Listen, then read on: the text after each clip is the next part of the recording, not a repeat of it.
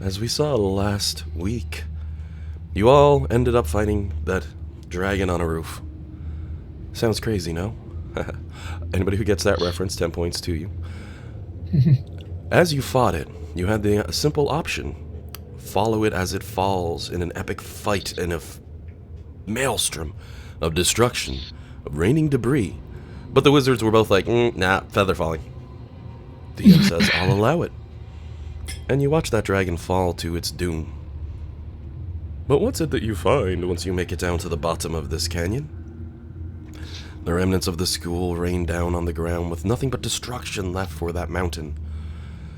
And a powerful suit of armor, having gained a new body by killing that planetar, had revived itself. Battle kicked off. Odds started to multiply. We just started up the second round, so I'm gonna get me some music playing here. Picking up with the same tunage from last week. As I revealed now that this monstrosity coming at you has 2 initiatives, and I implied this isn't the end of his growth. He had teleported in a single action and attacked the dragon on his first turn, and his second, he visibly pauses as he tilts his head towards the side, as if noticing something, before he raises a hand into the air. Dangerous runes appear glowing on the ground around him as the air crackles somewhat, the atmosphere feeling warmer. Pardon me again. With his incredible capacity to cast spells without verbal, material, or somatic components, you feel much of what he's doing right now is for flair, as if to emphasize strength. But they've certainly casted a spell. Of what level? Hard to say. However, they are concentrating on that spell. Flux's turn. Anyone is we're going welcome into it. on their turn to roll an Arcana check to see what the heck just happened as a freebie action. And I'm sorry, Jillian, I cut you right off. No, that's okay. I just was not. We went from the recap to my turn, and I'm like, oh my god. Yeah. Just want to give me 1 second. All right. I was not thinking about this. I just did Wordle. I'm gonna go. I'm gonna try to hit him.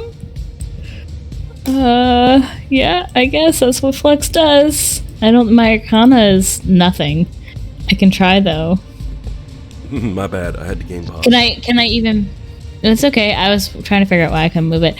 Is there even any point in me doing an Arcana check if the highest I can get is 19?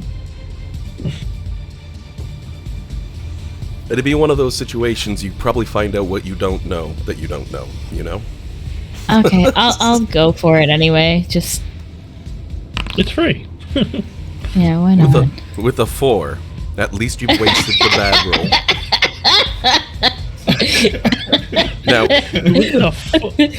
we know the odds and rolls don't work like that, but at least you've wasted a bad roll, okay, Jillian? That's the best. You definitely know it wasn't a level 1 spell. You've seen enough from the wizards. From there? Oh yeah. Actually, I'll take a step back because I have a 10-foot reach with my sword, so I'm just gonna take a step back. Awesome. And he's got a sword? He has a sword and shield. Okay. I guess I'll try to disarm him. I'm gonna regret it. I know I am. I'm gonna pay for it. As a reminder from last week, he generated a ruby sword from basically a force of will. Disarming him might thematically be cool, but it might overall just cost him an interact with object to draw out another, you know what I mean? Just as a heads up for you. Okay. Okay. One less interactive object he's got to, I don't know, steal something.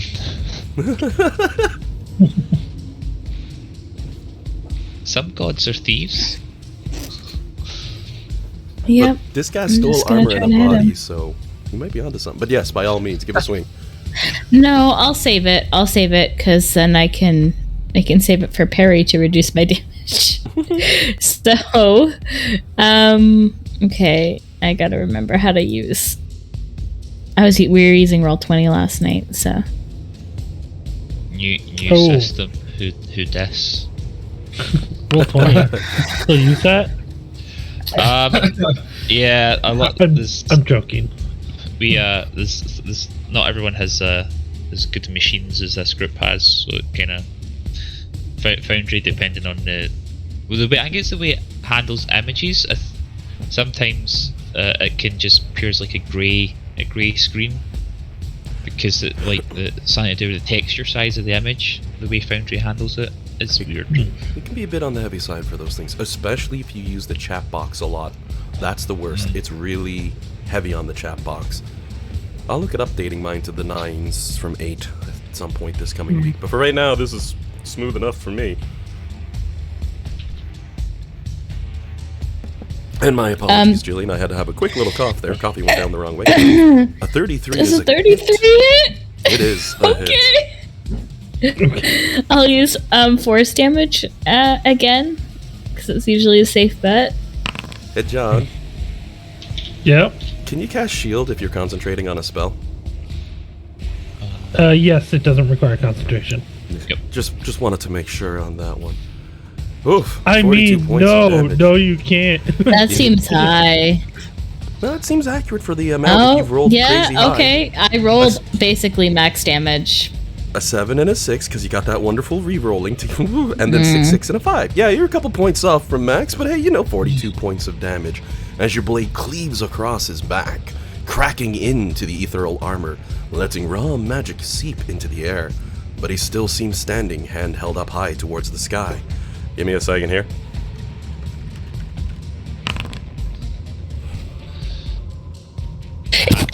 Sorry. The sky? Yep, That's hand held up ominous. towards the sky, as he had casted a spell last turn and is presently concentrating on it. He stumbles a bit as he is struck. Oh, Mr. Does he have to roll a concentration check? Apparently. But he seems to have held on, despite that incredible damage whack that you pulled on him. You still have multiple hits, though, mind you. Yeah. I do it. Not 100% what Jillian just said, but she sounded a little panicked. I like that. A 30 is a I hit. said I'm gonna do it again. Okay. I'm gonna regret this so much. I can feel it in my bones. 29 points of damage. Okay. I'm gonna try again. That's not gonna hit. Nope. He parries the third shot off of his own blade, turning to face you as his armor cracks somewhat, his vision seemingly drawn between you and the dragon beside you repeatedly. Okay, that's the end of my turn. I'm not gonna try to do anything fancy. I'm just gonna brace myself. Alrighty. Jade, you are up.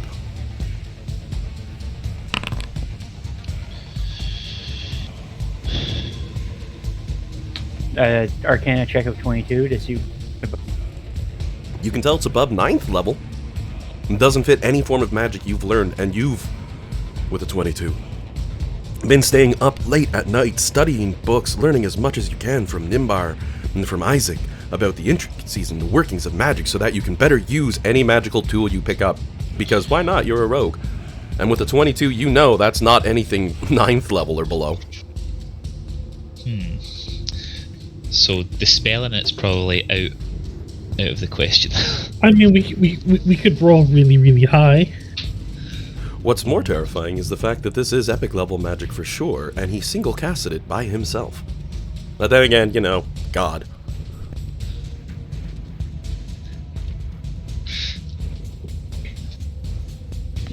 Dear God. I will ask before I attempt it, but is there enough footing for me to stand over beside him? Yep. Any area that's darkened rock would be difficult terrain. So that would count this area. But getting there, no problem. Getting out of there would cost you the usual double, which shouldn't affect you too bad, swift-footed.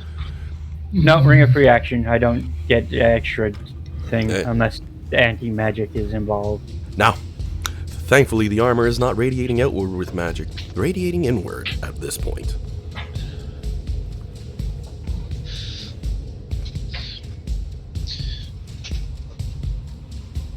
Jillian, is your room door open? It's ajar. If he just needs to push it open with his nose. Okay, it's just he's going a wandering with his Okay, I'll call him. I'm so sorry, I have to do it. Yeah, I was about to ask what's in the jar. I had. I use a jar myself as for when the doors open, but it's D&D. We live off of really bad puns, so you know. My advance apologies for when Jillian gets back. She's gonna see that and be like, "God damn it, Alan." Oh no, I'm still here. I just put sweet. myself on mute and called him. I thought you stepped out for a half second. My bad. No, well, I understand why you thought that. I was just gonna call him into the room, but I think he went upstairs actually. Yeah, he ran up the stairs. His billy stick, guys, just so you are all as grossed out as I am, was especially gross today. It had hairs on it, so I was really upset. It might be a TMI. Yeah, I didn't need to know about the hairs. Yeah. Oh. I didn't, and then I was holding it, and I saw them. I was like, I need to wash my hands. Like, now, I can't. By the way, anyone here from Courtney yet? Nothing on. I haven't messaged her. Oh, okay. We'll give her a few. She might be a bit late getting in today. Hopefully she didn't get called into her store. That would suck. Mm. She almost did last night. Oh, yeah, with the weather. Oh. Alrighty. We got Jade using the magical power of Abracastabia. Alright, I'm blanking. Do I get the advantage? Of course. Oh no, at this level I have to ask because there's specific abilities that block it. Of course.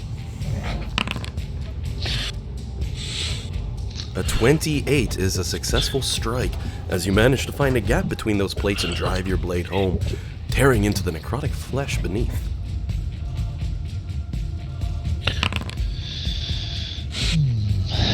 Keep going.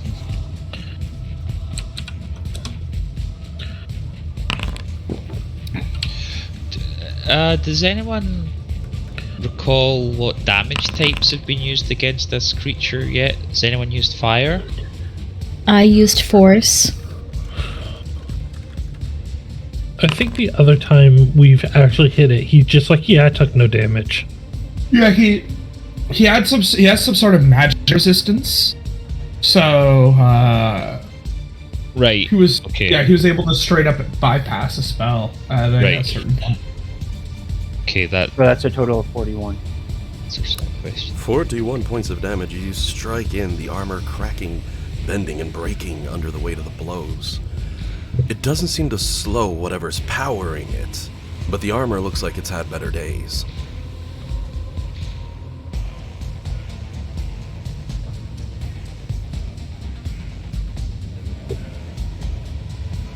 Anything else for Jade's turn? No. Alright. Alec is up as the shambling mound of armor and necrotic flesh stands beneath you. Wait, what? That doesn't sound as intimidating. Damn it, man. Yeah. So I'm gonna stay in my. Okay, I need to specify because I'm in my dragon form, but I'm going to stay in my Starry Constellation dragon form as well, the double dragon. So You're really dragging this on. Look, if we're doing this, I'm Billy, he's Jimmy. It's okay. Sorry, I had to. Oh yeah. Oh, it's awesome, man. I was thinking of trying a heat metal because it's a suit of armor, but that's why I was asking about fire. What are the chances it's not? It's not immune to fire or just a second level spell. It feels very oh man. There's a And reason we that all rip is- on heat metal, I'll be honest. It's a good spell. Yeah. It's one of those ones you read it and you're like, oh, there's like only a few ways to get around that, and most of them involve taking your pants off, and that's never fun in battle. Oh my god. Heat metal. So I was going to do a Brandon Smite, but that would take up my concentration, which would be a no-no in a dragon form. So let's who's heart? Who's heart? That's a simulacrum. I got Nimbar there. Okay. I'll do a. I mean, I think I'm about to be. Probably. do Well. a- Jillian, give me a perception check. Oh, fuck. Well, actually, I was going to ask if it's holding its hand up to the sky, spirit bomb style. Alec would probably glance upwards. The sky Yeah, it's not filled very with good. clouds and destructive nature. You can't see much higher than 500, 1,000, 2,000 feet above your head. You're squinting trying to figure this one out. You can't get a clear view of the sky from wherever you're at. Though, Okay. I will say, and this is for Alec, mind you, not for you, Jillian. You got a roll, and that has a result. Don't worry. I will say you all notice the area beginning to darken somewhat, just a little bit. And Jillian, with an 11. But is it a good result? As you're squinting, you're noticing the way its head's turning between foes. It's not focused on you. It's not focused. Clearly, you can't figure out its target right off. It almost makes no sense to you. But with an 11, you know he's not directly focusing on you. Something else has caught that metallic eye. Okay. Right, I'm going to bonus action. I'll chuck out a healing word to Grandpappy Nimbar, because I think you've taken the most damage. I've taken 34, so yeah. So you win in that sense. I'd rather not be the winner. Amazing. DM just cracks Okay, his knuckles. You're all gonna be winners. No. But thank And you. then, where is my thing here? Okay. Then I'll just take my multi attack as the dragon. Wait. Oh, you're the one by him. Great. Yep. Okay. You have advantage? Well, given my first round of multi attack, so I'm going to need it. That's a hit. Hey, 2 10s. Nice. Keep it up.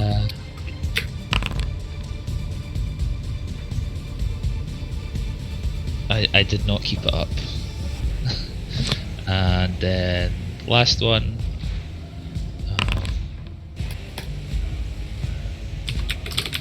Womp, womp, womp. So 2 hits with a bite and a claw.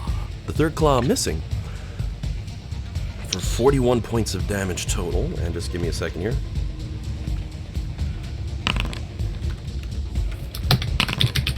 Ooh, lovely.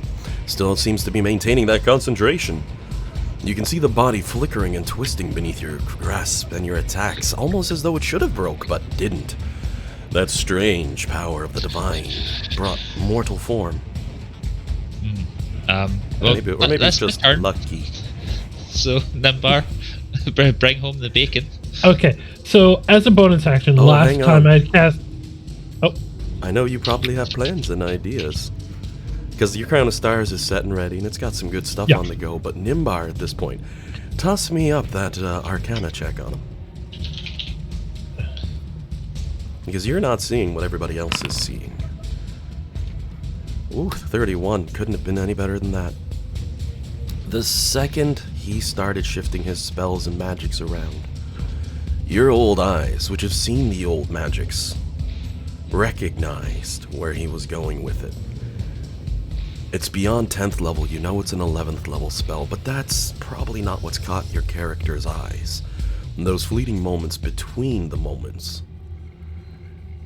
Your character can see the weave now. As the two magics from two different areas collide, you who've seen both, mastered both, and now sit at the precipice of both, can see the very weave twisting and turning through the air, the magic that flows through all things great and small, echoing down on him, drawn into a singular spot. Your character could take their action, examining the weave, to see what you might be able to do with that. But someone who's seen both sides of it, you now see it laid bare in front of you. Yeah, I would take my action to examine it. Alrighty. Do I still get my bonus action? I was about to say, you still get your bonus action reaction and all that stuff, but Nimbar basically looks starry-eyed for a moment as magic is laid bare before him. Alright, well, we'll still throw this. Because it's only a bonus action to throw. 35. You can see that spinning so beautifully as it rides on a single thread that you see. And we had made it, There should be music playing. You might need to hit F5 to get it going. I personally hear I hear it. Yeah. I'll adjust it up a click and down a click just in case. And there it is. it's actually 32 points of force damage. Slamming into the edge of the armor, causing a dent in the shoulder. As he continues to concentrate. Damn it, that's rough. Yeah, that'll be Nimbar's turn. You can sense that one cut him to the quick for some reason as he seems to stumble, and you can sense more as you look through the aether itself of magic. More on that as we progress in combat. I'll give you an answer as what your character sees at the end of this turn. The 6 seconds essentially as Nimbar scans it over. Anything else for you on your turn? No. Comet check. Oh, I just jumped past him because I hit the arrow too. I'm assuming Kamashag's probably just gonna stick where he's at. He will cling on to my back and take the dodge action. I don't suspect will help. Little claws. He'll get wiped. Yeah. Give me a perception check with Kamashag. As the little owl clings onto your wing, goes, "Oh, boss, just don't warn me if you take off. I'll move in a little bit, but it's easy to hold on here with the claws." Okay. So owls have keen hearing and sight, which gives advantage on perception checks that rely on hearing or sight. Is that applicable? Yep. Okie dokie. Nope, that didn't roll that. That just told you what it was. Okay. Let's try that again. The owl just gives you a thumbs up. I got this. Oh, geez, a 20. Oh, dear. Oh, There we go. Oh, no. Hey, buddy. Why the hell is he targeting me? He's not after What? Flux, he's after me. Uh-oh.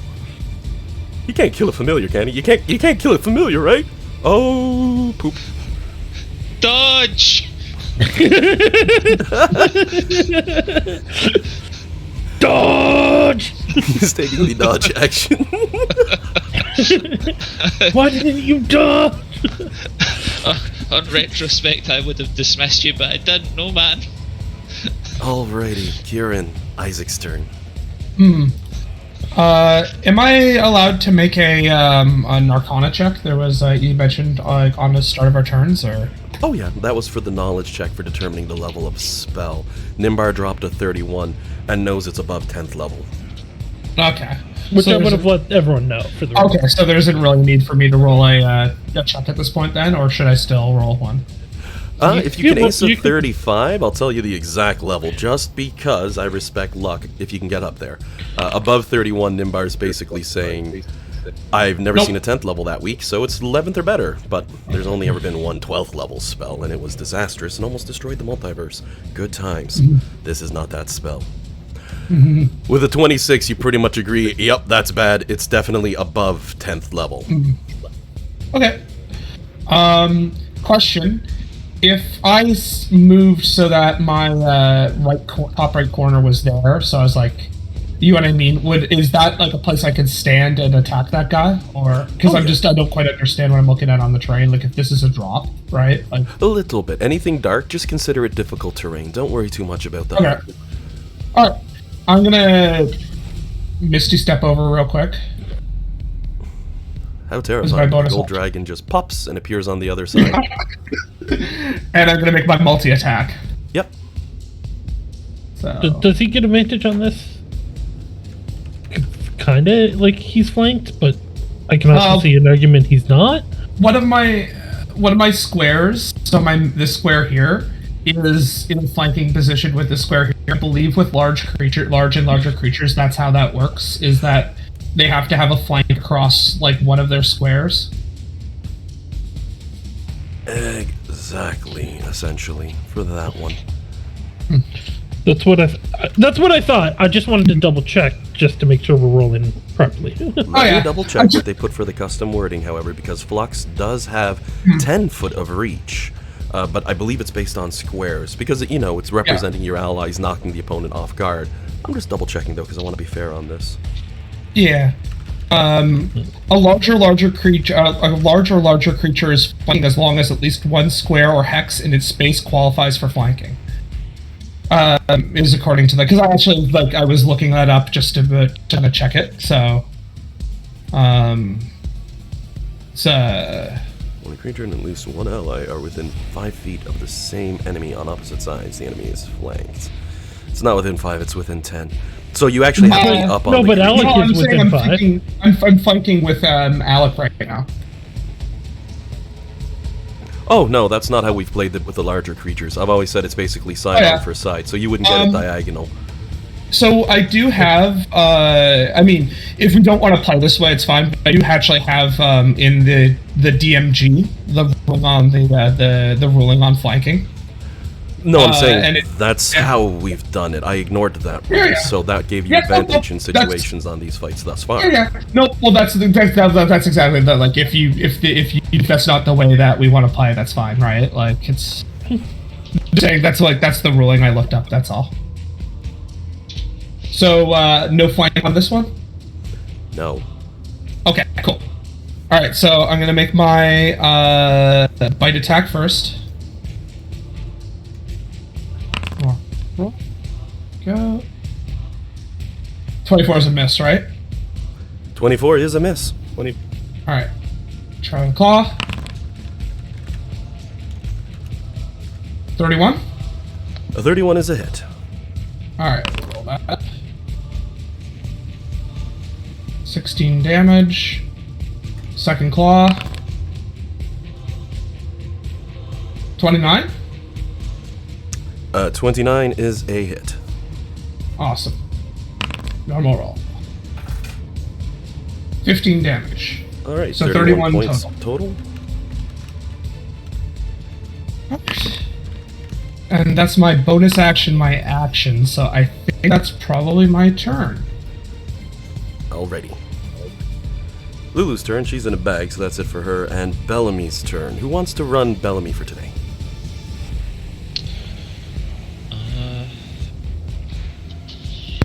I can bring up her sheet. Oh, Jillian, you know Courtney. But, well, I've played enough with her to have it. I mean, we can make the decision together. Okay. Just when you're playing one of Courtney's characters, you got to think chaos first. Yeah. And go from there. Her wings are out, I think she said. Yeah. She was going to, but we stopped her because of the feather fall. She didn't need to. All right. Okay. Okay, I thought you said she was gonna. Oh, well, I'm sure you're right, John. What did you do last turn? That's what I think. That's when I think that her wings came out, but I could be wrong. I could be wrong. I could be forgetting. I'm human after all. We could just do a guiding bolt. Hard to go wrong with that. Oh, unless it's resistant, immune to radiant. As part celestial. Just see. I'm just. Does she know who it's after? Like, we determined it was after a Kamashag? It looks as though it's targeting the little guy. Yep. Okay, well, she has... I mean, it's still a spell save, isn't it? He's probably going to pass it. I was going to say she could do, like, Major Image or something to distract him and think that the owl is somewhere else. Make the poor little thing blur so you can't see it.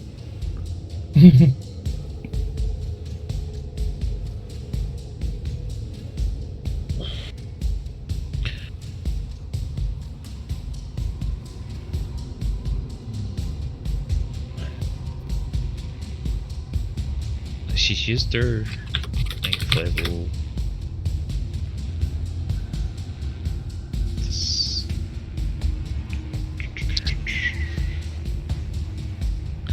I'm just kind of going over the character sheet to see if there's anything I can think of.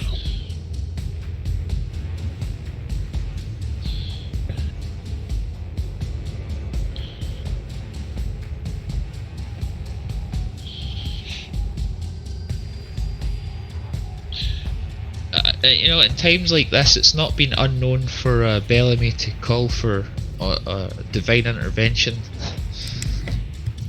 I can see her doing that. I wish she was here to roll it. Imagine if we succeed. I feel so bad for Courtney. Just fuck up all of Alan's plans. Just completely ruin what Alan's planning. You watch, you roll it, you'll pull it off, and Courtney will log in. Hi guys, how's it going? And I'll be like, damn it. Well, if you wanted to roll for her to see if she can call for a god, she'll confirm that last time she tried to do it, it didn't get used up. A god v god fight. Should. I mean, yeah. Okay, let's. That seems like a Bellamy thing to do. Let's do this thing. Who wants to roll? I mean, this one we kind of want to roll low, so who rolls low? Well, I'm going to roll a 1d5, and I'm going down on the Discord list. And that's going to be my 1 through 5, and that's the fairest way, given the nature of the ability. Yep. Dean. Oh. The dice have spoken. Now is not the time to be lucky. No, that's a good roll. Okay. She links her hands together, mutters something to herself, looks somewhat surprised, mutters something to herself again, looks somewhat surprised, looks up and blinks and says, "They're already here." Sorry, what? Pardon? Bellamy, why are you such a mystery? Bellamy, you enigma! She Bonus looks action. somewhat concerned. Somewhat concerned. Okay, that's. Well, I mean that's concerning. Hence the concern. For bonus action, spiritual weapon seems kind of piddly, or do you think she would try and inspire someone? Oh my. Either inspire or unsettle, I think. She would do.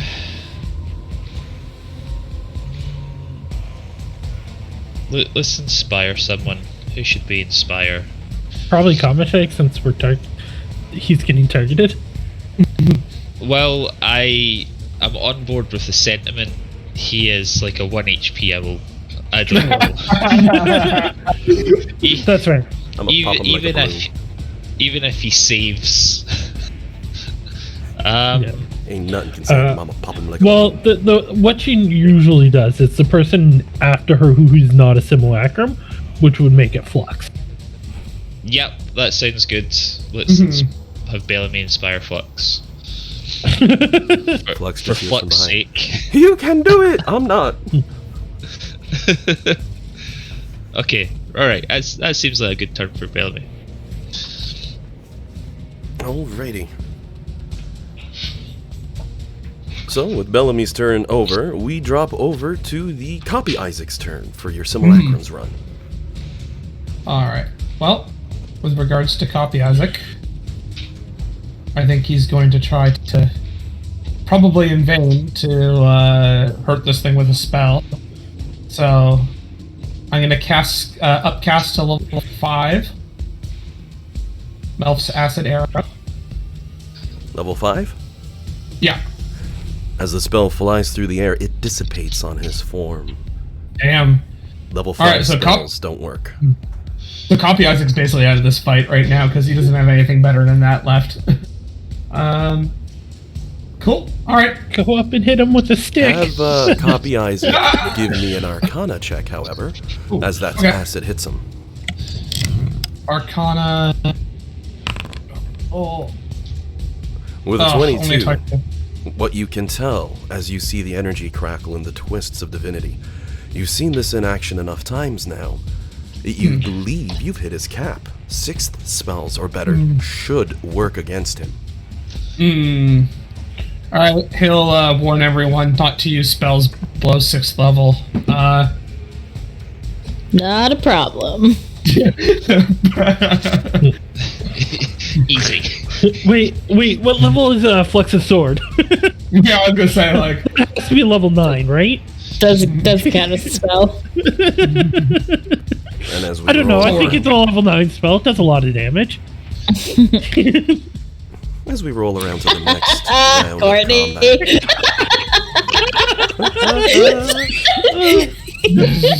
Oh my god. Gordon! We love coming. that little rascal. I'm only a little late. Oh, I have the response for that one. Here's the cry tears. That's a good one.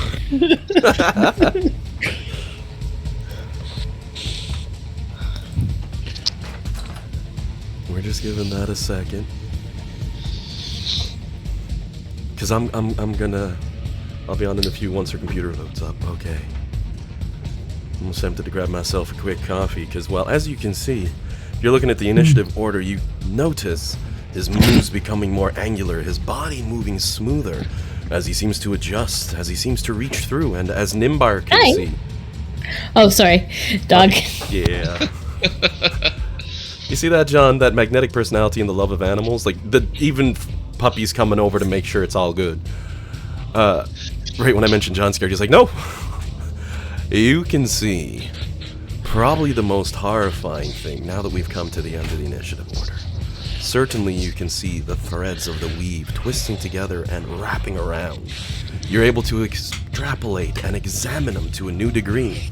And what you can see, 8 billion threads for each of the different worlds, the different times, wrapped so tightly around this singular being in this singular moment. And to your horror, you notice almost all of those threads are destroyed. Almost none remain. Their ends burning off. Their worlds disappearing beneath this being.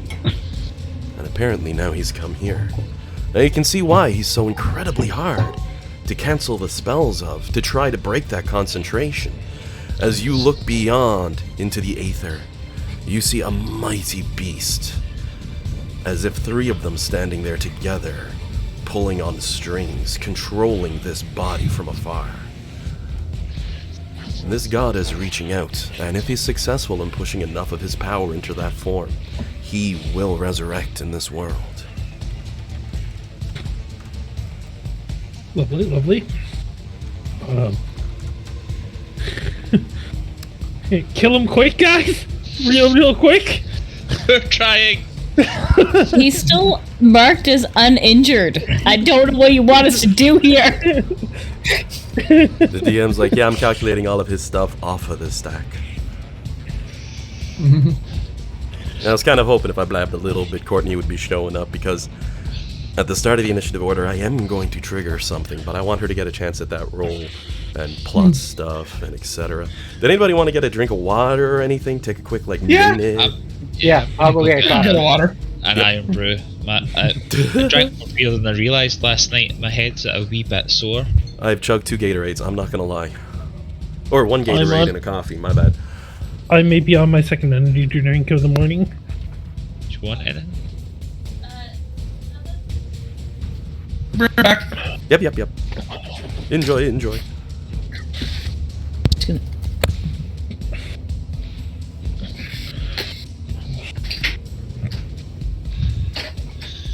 find my errant dog as well. So I'll find the errant dog as well. He must be on his spot on the couch. Oh, he's on his couch? Yeah, he's claimed the I don't know what part you call it. You know, the sticky out bit, the chaise. He's got his blanket on that. That's his spot. Earlier this week, in Facebook Memories Land, it showed me a picture of my. Growing up, we had 2 dogs, and then my brother got a dog. All 3 of them like laying on the couch and just taking over the entire couch. Yeah. I miss my puppies. Dogs are the best. Yeah, he's we think like he sometimes isn't happy if we're down the stairs and he's up the stairs. We think it's the border collie herding instinct. Like we all need to be in the same spot. So sometimes, like when he busts into the room, it's almost as he's saying, "Are you coming? Come on, up the stairs. I need to go for a nap. You need to be there. So you've got 2 beds down here, buddy. No, up the stairs." Poor puppy. Oh yeah, poor puppy. He's got 3 total beds and a crate and a couch blanket. And just the spare bed. He can have the spare bed. See more beds than me I'll ever have. Anywhere they can sleep, they will. And they'll get away with it too. I also just fired John a little vision of what his character's actually seen as he peers beyond the aether of this world to things that mortals can barely comprehend. Kill it quick. Kill it very, very quick. We're trying. We're just waiting on Courtney. Get two adult dragons, one of the strongest warriors the realms has ever seen, one of the sneakiest bastards the realms has ever seen, all stabbing and biting this thing, and it's not working. Yeah, we need to kill it quicker. I don't think I even have enough spells to try and burn through its legendary resistances. Yeah, I don't think we've done that yet. Legendary resistances? Jesus, thing hasn't broken out of its mythic actions yet. And now it just feels like you're showing off a bit, Alan. Little bit. Don't worry, guys. I'll confuse it. No. He's also got 3 turns, so that's 3 reactions at least. Jeebus. Okay. This concentration malarkey is. Oh, I see a Courtney logged on. Any second now. I'm over concentration. As a druid player, I'm over concentration. Courtney! Awesome! Welcome. Hi, Courtney. Morning. Morning. Good morning. Battle's going south, and your turn was one of the last ones to pop up, and everyone was sitting around deciding, what will we have Bellamy do? We gotta be fair about this. And they're like, you know what? We're pretty sure she just prayed to God at this point. And they did a roll. Yeah. They got like an 86, so they failed badly, but that was the last thing that happened. So, if that's what you want to do when you're in, I'll get you re-roll it. I mean, yeah, I can roll it. Here it is. I'll just give that a second, though. And once we heard you were coming, I was like, oh, everybody get a glass of water? And everyone's like, water. There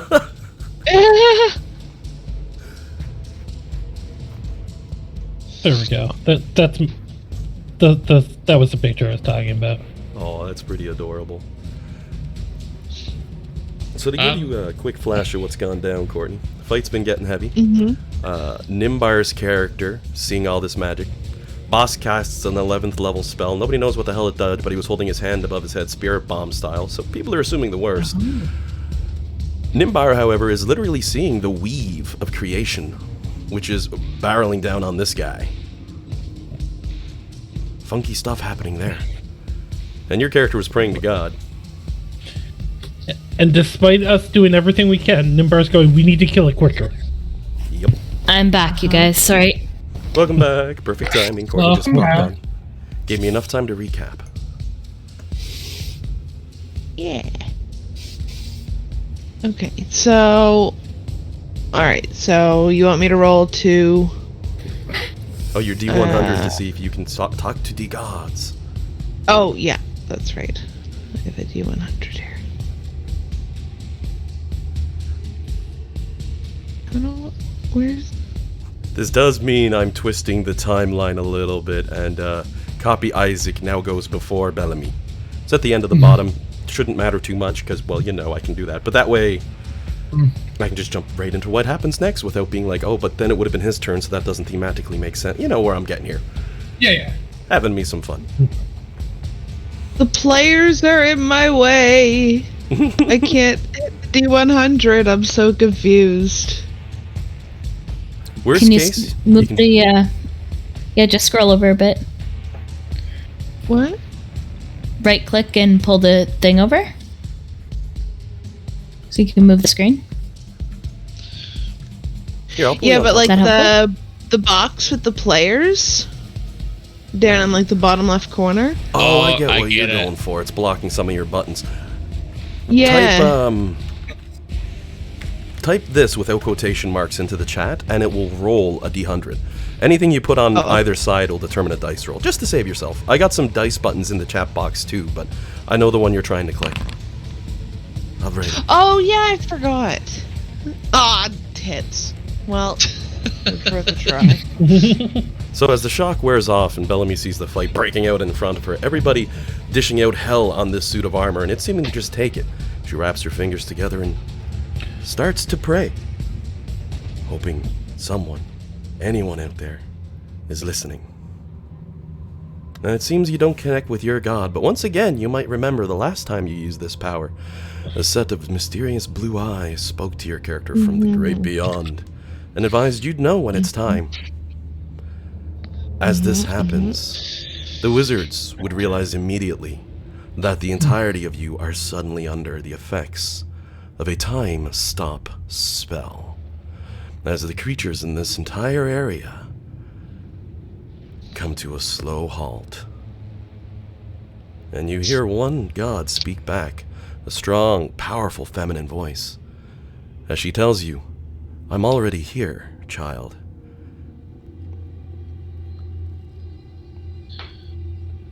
Silence seems to follow for a moment, before it focuses on Nimbar and says, "The old man over there, are you really stepping on my domain into the realm of magic? Can you truly see the weave?" I mean, a little bit, yeah. It's at that time one creature, in fact, among you does move, as you see small Comashag's wings spread wide, like a light, as it moves, turning to a soft blue color, its form shifting in the air, twisting, turning, as it take on what appears to be mortal form.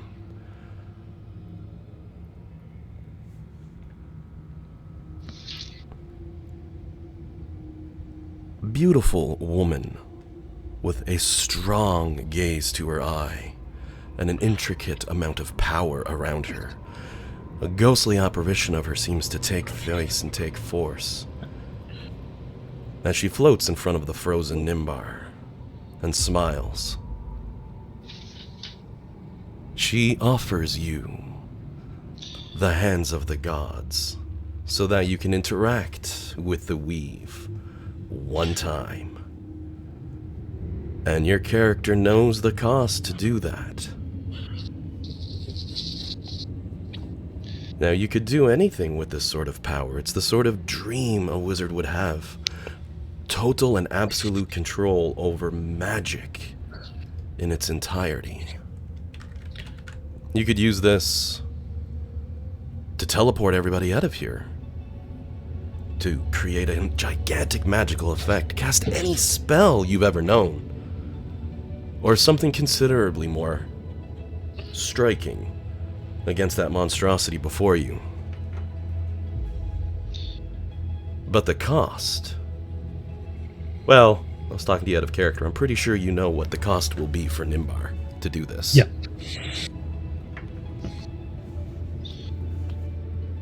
So she offers you the power of the gods for a moment in your life. If you want to use it.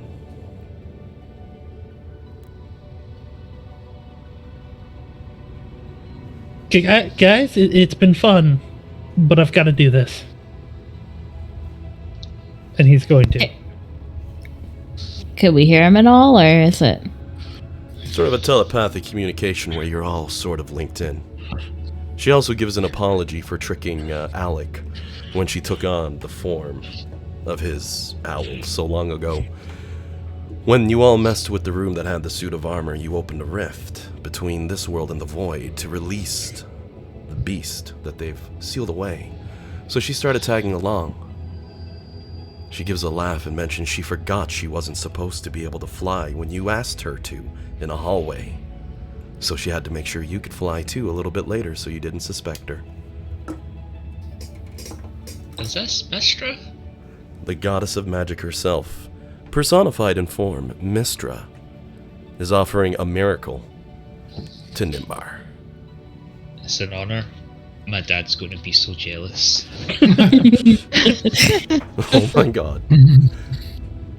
She gives a light laugh and pats Nimbar's outstretched hand, and you can see a glow forming in them. At this point, Nimbar can now directly interact with the weave. Nimbar gets a free action before time stops up, as the spell transfers over to you as Mistra fades away. The feathery form that she had taken on, spreading like wings into the night sky as she disappears and whispers, "Destroy him for us."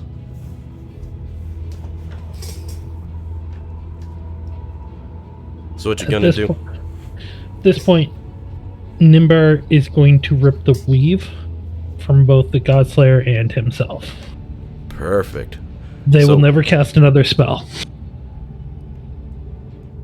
So what I'm gonna need from you is an Arcana check. And you know what? I think I should play some good music for this one. I'm not too worried about copyrights.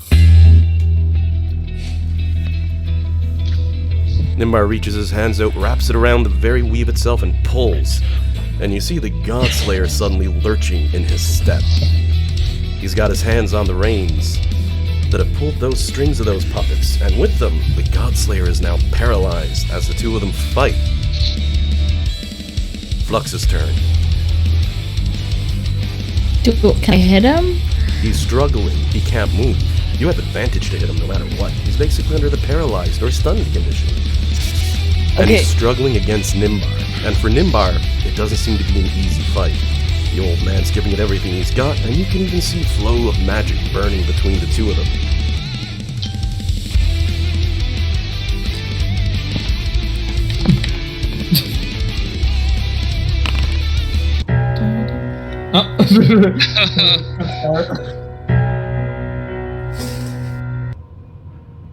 What happened there? I was gonna say the music suddenly like chopped off. I just realized what it was playing, and then it went. It was kind of funny because like it was as soon as Flux rolled. But by power.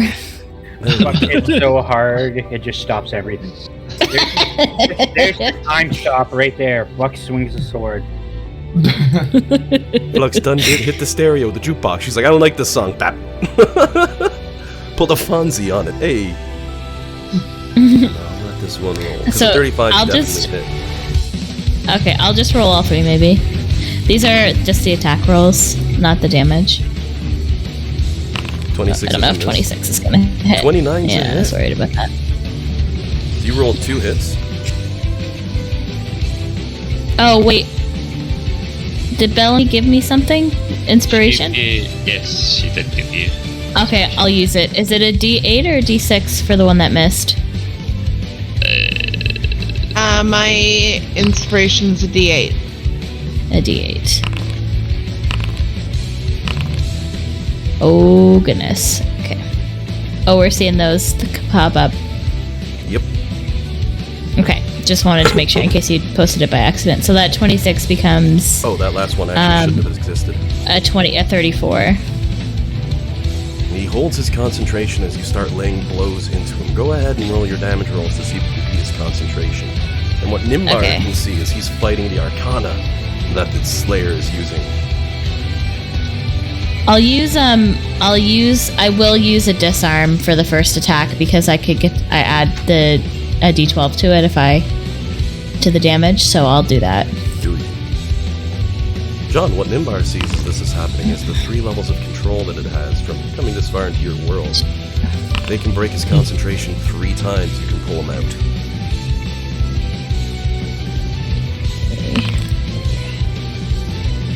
And we'll add it to the first one since I said it then. So the first one becomes a 48 damage. And then it's 32 and 33 damage. Alrighty. He has to use a legendary resistance to get over one of them. The second as well.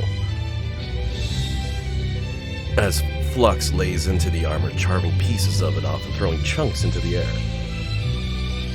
But he's still concentrating. And at this point, you see the spell he cast last turn continue. As the sky darkens into burning flames of fire. A meteor, but not like the spell meteor, a giant, kilometers-wide meteor is coming down on your heads.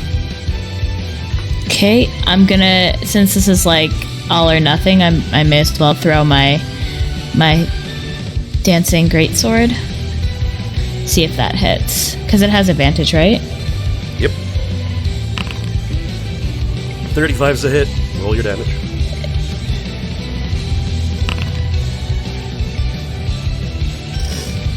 For what it's worth, his speed's reduced by 10. I don't know if it's going to make a difference. He manages to hold on his concentration. And you strike him again. Okay, that's all I can do. Can't do anything else. End of Flux's turn. Jade's turn.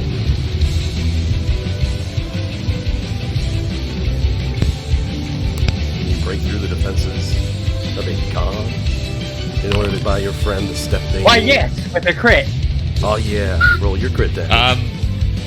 You rolled 2 nat 20s! Yeah. I'm willing to bet this might be a legend. But Incredible. damn. Oh A my 1 in lord. 400 for double crits. The game wants you to kill him.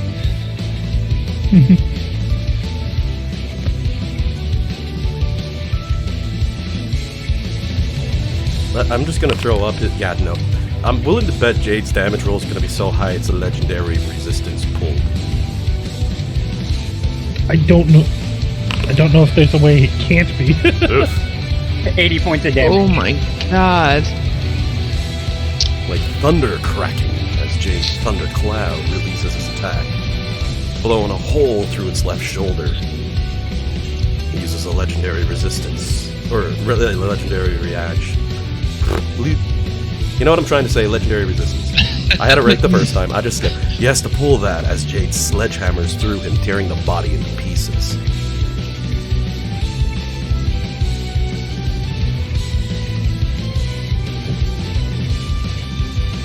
Yeah, that's gonna be it. Alright. 3 legendary reactions pulled, or the legendary resistance is pulled as Alec comes around, glaring down at him like a big giant dragon. Okay, and we have to break his concentration. Yep. Okay.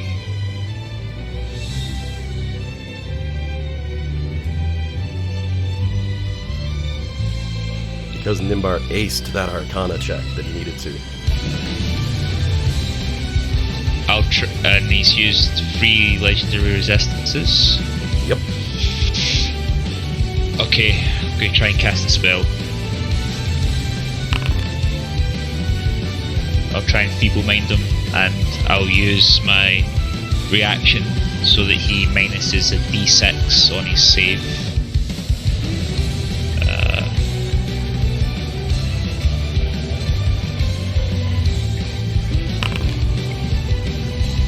And what's the DC on that? 24? Yeah. Yep.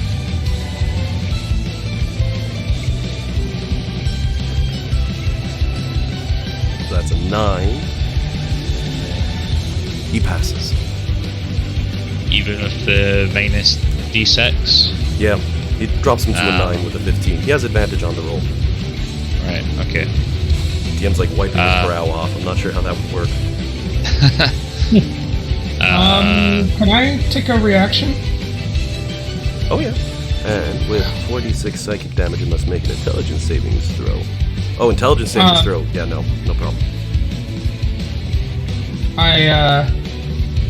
Rolling a from copy. Isaac is going to react, and he's going to use.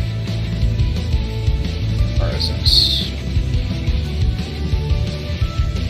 Convergent Future to set the thing's saving throw to both.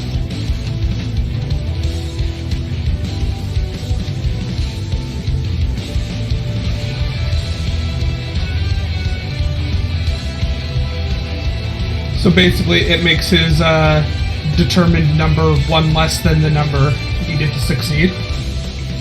Let me just double check right here.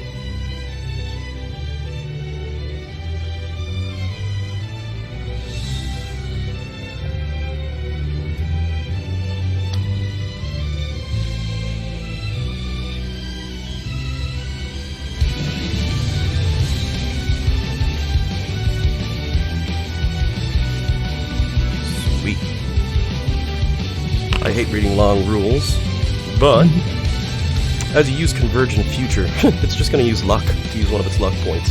Drops that down, and because I just gave it a read, and the best I could find on it to make sure I've got this right, there's a nice little roll where they've mentioned that essentially, since luck happens after the fact, you can more or less use that. So that's the only thing saving his butt at the moment, but I gotta do the math because I don't know if a 12 will cut the mustard. It's you're allowed to react and basically change the result after Convergent Future happens. Only because luck one, gives an extra dice roll. I get to ignore the dice roll that you made me ignore, but I make a new one and I have to take it. Which is why I have to see if a 12 is enough to beat a 24. Well, similarly, if you had a reaction that could add something to your result, you could like push it back above pass again by using that as well. Oh yeah.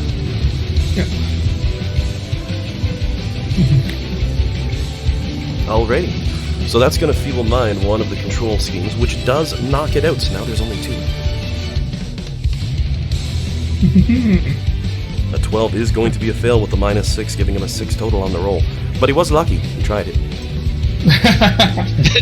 Yep. It's just, at that point, it's like, oh, which one overrides each? Teamwork makes the DM read stuff up on the internet. It's like, hang on.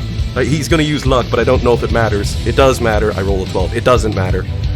That's D&D. All right. Anything else for Alex's turn? No, I don't have anything I can do for a bonus action, so that's my turn. Alrighty. Nimbar's turn. You go ahead and give me a concentration check. Concentration as if I'm maintaining a spell, Exactly. because I get advantage on those. Oh yeah. 21's enough to hold on as the spell backlash starts to hit you from the first form being nuked. But I am assuming that's going to be it for your character's turn because, well, you're kind of stuck there too, holding on. Can I use bonus action or action? I don't think so, but... You can use a reaction and a bonus action, but not an action. Alright, well I still have... I can still throw stars at him. 22's a miss as it pews on by. Alrighty. Isaac. Hey. Now you have advantage on the attack as it's, well, stunned and paralyzed. Essentially, not quite. It just physically cannot move. Yeah. Is it actually, so when you say that, is it actually suffering Is it actually suffering the? Sorry. Not specifically for that condition. It just is unable to move and granting opponents advantage on attacks while it's concentrating on this spell effect. Yeah. So it's still able to make its dex saves then. Oh yeah, it's got all that. It can do Okay. reactions, dex saves, all those sort of things. Well, I think I'll just take the moment to hammer him. So let's see here. I have the wrong character sheet here. Here we go. Fight.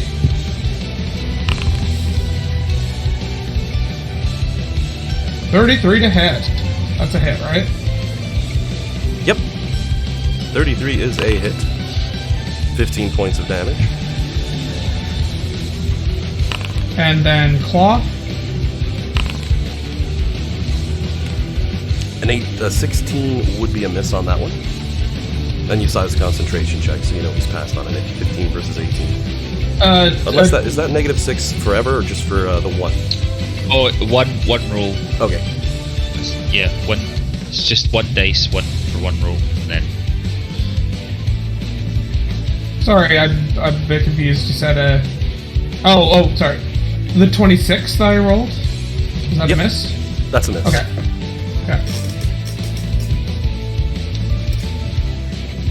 I might have to hit F5. I'm seeing things start to kind of fall apart here on my foundry. See if that works. Does that work? Yeah, that came. Okay, You got a 16 on the bite attack, which is a miss. Yeah. That wasn't meant to be a bite, sorry, but anyways, it misses, so I'm gonna hit F5. I'm having some Though foundry trouble. you're not getting advantage on those strikes, so make sure to roll up on those again when you do reload. Yeah, sorry. Yeah, I'm just gonna hit F5. Yeah, I basically like things weren't working like when I was pressing buttons. So If sometimes it gets a little cranky. And I ain't got fiber ops, so you know. yeah. Let me make sure all my connections are good, that it's hardwired. That's happened once. No, it is hardwired. And I don't have nothing going down, nothing going out. Good. Yeah, no, we're good. We're good. Yeah. I think it's just on my end. I think the browser just you know what I mean? Like something in the JavaScript probably just hit a snag. Oh, it's surprising. It's Java. JavaScript is just not that robust for handling like when things start to like if something breaks like that, like you kind of your only real recourse is to reload typically. Oh yeah. Alright. Reroll for the first dice roll. Because like our second rather, the one that had alright, that's still a miss. And third. So the third I got a 19 on the roll, so it would have been That's a miss. 19. Oh, well, 19 D20 with the plus- 19. I thought it was the other. That's a hit. so that's damage claw. So 16 on the claw. He maintains concentration. Alright. Lulu. This yells from back. You can do it, buddy. I believe in you. Bellamy's turn. Oh boy. Lulu mutters something about regretting the tacos for lunch. So we're trying to break his concentration, right? Yeah. Okay. Just as a Successfully broken reminder, one so 'cause, far. I don't know if you were here or not. We did determine earlier level 5 and below spells do not affect it, so it has to be level 6 or above. Oh, good to know. Okay. Yeah, I thought you were out for that, so. Yeah. Okay. Alright.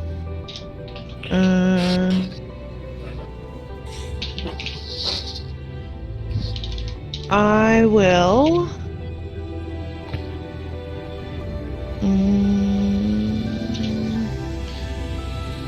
He's pretty hard to hit, isn't he?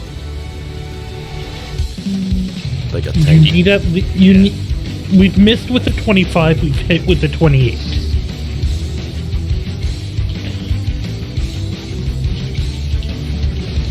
Okay. I'm gonna get right in here.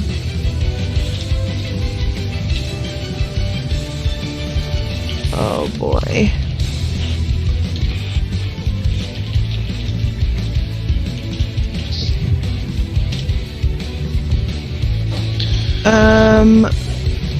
Oh, shoot. Okay. Sorry, guys. I'm going to do... No worries. This is your first high level campaign. It's Yeah. There's so much going on too. Like, yeah. Boss fight. It's like, is there a mini boss? And I'm like, the boss is the mini boss this time. Oh boy.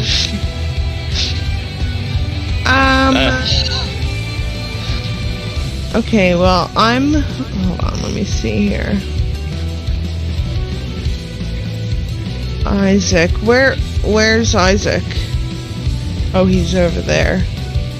Is that copy Isaac or actual Isaac that's real hurt? That's copy Isaac. He can't be healed. Okay. This is real Isaac down here. Okay, I was just taking a look at, yeah. Alright. Oh boy. I'll do,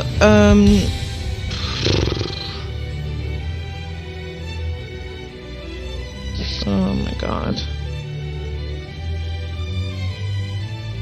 I guess, it's a con save, he's probably gonna, okay.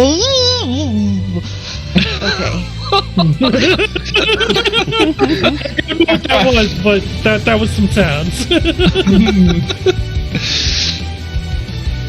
Okay. Okay.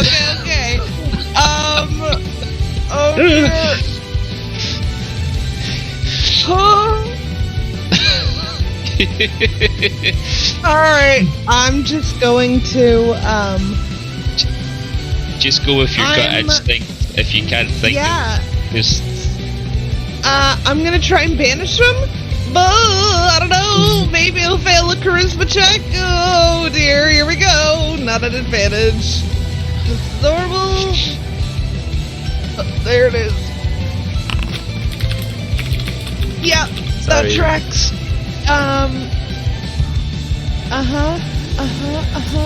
Item distasteful to the Did target. you? Did you say you popped out a spiritual weapon for her last round? I can't remember. No, we questioned where to use spiritual weapon or inspire someone, and we settled Right. on inspiring someone. Yeah. My bad.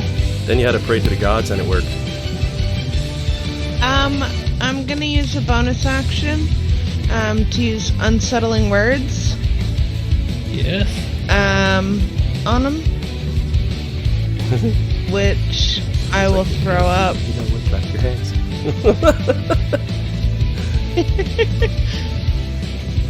And my Ooh. unsettling words are just going to be, I don't like you! I'm not gonna tell you my name. Wow. Melanie doesn't like someone. Yeah, That's cutting. and that's, yeah, and that's my turn. And she's not going to introduce herself. No. He No, doesn't get hi, an I'm introduction. Melanie. Yeah, no, hi, I'm Melanie for him. Amazing. No. I love it. No. Copy Isaac's turn. Copy Isaac, well, I mean, I guess he'll throw a cantrip. Does it just, before I even roll, does that just not work? Any spell at 5th level or lower directly affecting on him is disregarded. He All can right, then optionally there's ignore nothing. it. Yeah, there's nothing he can do then at this point. He doesn't have any spells left. I mean, he wouldn't. I don't think he can hit. Or I mean, I guess he could roll a 20. Can That's he? the thing. God, that's Crit's a funny. crit, How's that, man. everybody? There we go. Can he like Alright. summon Yeah. anything to hit in his stead, or? Just remember, Jay No, rolled 2 he's- nat 20s and once, so like your odds are good. Yeah, he's basically I tapped don't out know on. if that's how that works, Alan. He's gonna hit him with a stick. Oh, you have advantage No, though, he's so make sure not. to double it up. Oh, you're right. Sorry. Let's. You might get that. That's why I'm saying, like, when you have advantage, you always roll for 20s, because why not? Nope. Unfortunately, he looks like Isaac running over and beating the guy on his head with a stick a few times, like, let him go. But no effect. The armor is taking the hit. Yeah. Yeah. And then as we roll around, Flux's turn yet again. Do I still have advantage Yep. on him? Is he still... Okay, so I'll step here so that Isaac Dragon can also get advantage. And I'll try hit him again. Can I try. So he was supposed to roll it a strength save last time. I don't know how that applies since he's already stunned and paralyzed. But can I basically use in this? a non-moving state. All of his checks Right. are still coming through as normal, but at the moment he's in Right. a non-moving state, which is giving everyone advantage. But he still gets regular Right. saves. Could I use another disarming attack just purely to add the extra damage onto my attack? Oh yeah, no problem with doing that. Okay. Essentially, him Okay. and Nimbar are literally playing Magic Tug of War. He could Yeah, stop okay. playing Magic Tug of War and move out of the way of stuff, but Nimbar knows what would happen. Right. Okay. Okay. That's what we want. I'm just gonna do what I do best, and I'm just gonna keep attacking it. I'll roll 3 attacks in a row. That's a miss. That's a hit. And that's a hit. Okay, you roll your damages on those. So only 2. So I'll add the D12 to the first one. Jillian, do you have Yes. precision attack? I don't. I did, but I got rid of it because I'm stupid. Well, we very rarely encounter an AC this high, so it's not stupid. Yeah. Well, I think and I'll add a D12 to that 36. Oh, that doesn't. It's 39. That's too much, but anyway. Passes his concentration on that one with a 15. Look what I rolled for the second one, though. I got 5. You go ahead, roll up that damage. Oh.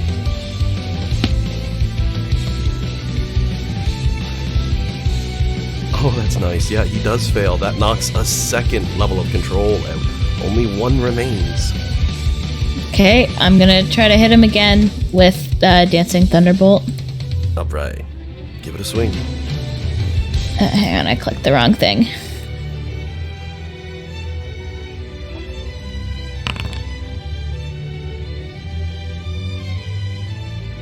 That's a hit. Does 29 hit?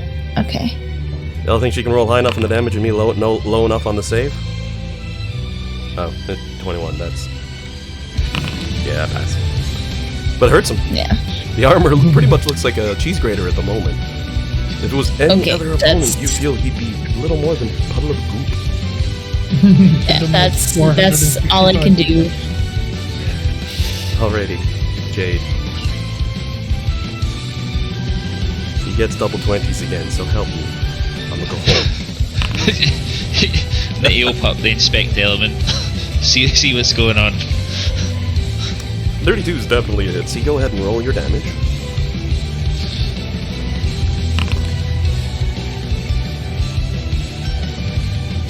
I know, there's more coming.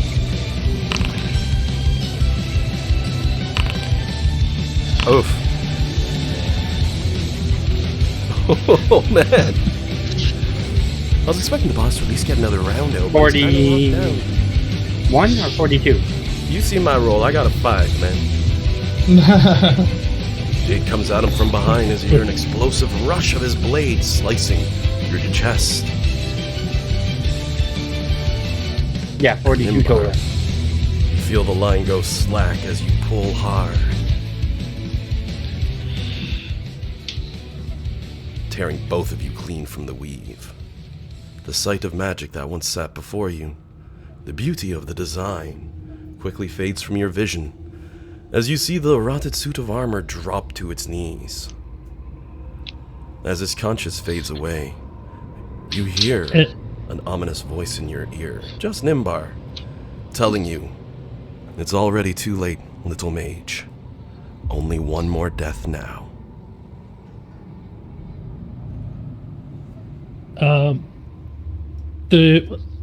He had 4 glowing orbs around his head. Those would also become wispy and fade away. Anything magic related that your character would have created, unless it has, its standard, like a simulacrum would stick around, it stays beyond its creator. All of those effects would be fading away, and more importantly, you all might be noticing above your heads, there's a gigantic meteor dropping down on top of you all. Now, I'll give everyone a moment to gain your bearings. Oh boy, of course there is. But his 11th level spell is Summon a Comet, one of the most destructive magical spells known. How big is the comet?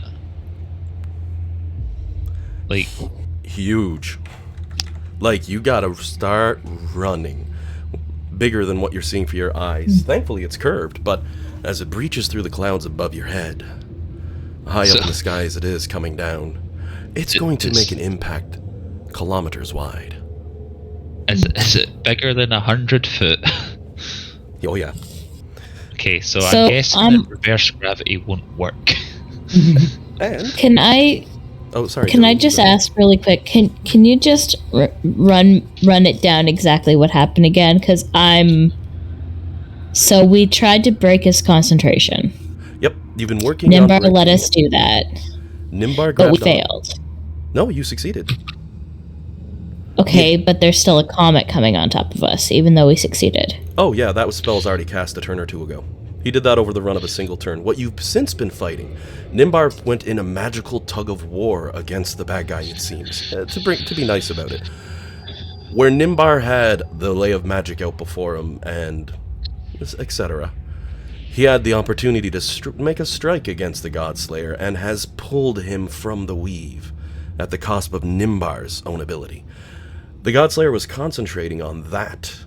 That's what you fought to break, and he had 3 levels of concentration, as if 3 people pulling on the strings, but that's just representative of how powerful of a being this was. The whole team laying into him for a turn while Nimbar kept pulling, you were successful. You managed to tear him out of the weave. The body went limp. He gave a warning to Nimbar, and there's a giant comet falling down on top of your heads right now. We're kind of pause time at this moment, and I'm actually going to end combat here, because you are technically outside of it. Okay. Well, I think that Alec will probably look up at the comet, realizes there's nothing he can do, and just start scooping people to and fly in as fast as he can. Can he fly? Awesome. Oh, that's a good point. I don't know if that's... Nimbar passes out once this is completed. Oh. I think Isaac would go over to see him, but go check on him, but we're paused up at the moment. We still can't fly, can we? Flight appears to be back on the table. Flight is back on the table. Okay, I'm gonna start scooping. Yeah. People are being ungracefully picked up in dragon claws. Yeah. I'm gonna very carefully pick up unconscious Nimbar. Courtney, did you have your wings out? I see that there's a little wing thing by your... So you still have like 40 seconds of flight with that, I think. Oh, yeah. If you did. Yeah, I don't fly very fast. Oh, okay. I only have a fly speed of like 60 feet. Okay. Like, it's the same as your But, walking speed, isn't it? Well, my walking is 30 and my flying is... Well, hold on now. Let me see. Maybe it is a little bit better than that. It is 30 feet, sorry. Yeah, 30 Yeah, no, that's feet. okay. So Flux, assuming I have been scooped at this point, will, like, open up the bag and give Lulu a kiss and be like, "Hang on, Lulu," and then I'll put the cover back on the bag and hug it as tightly as I can in case we can't get away. Lulu's head pops up for a second. Oh, let's go. Oh, I'm back. Okay. Looking a little confused as she's looking around. What's going on out here? I'm back in the bag. Okay. Actually, Lila can fly faster than any of us. Oh yeah! So if you want her to be I safe, got it. it's just like, run! Why, you fool? Oh yeah, sure. Yeah, I'll tell her if she wants to go. But also remember, the last time she got separated, she got attacked and killed by a planar. Well, nearly killed. That is true. But I'm fine with letting her go. So, yeah, Lulu's choice. I don't imagine she'd want to leave us, but we could maybe convince her if it doesn't look like we're going to escape this. Because the dragons top out at like 160 feet a turn if they bonus action. No, not bonus action dash. Lulu's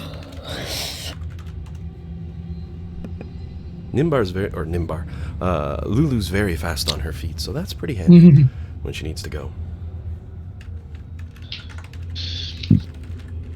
I'll let her go if she wants to go.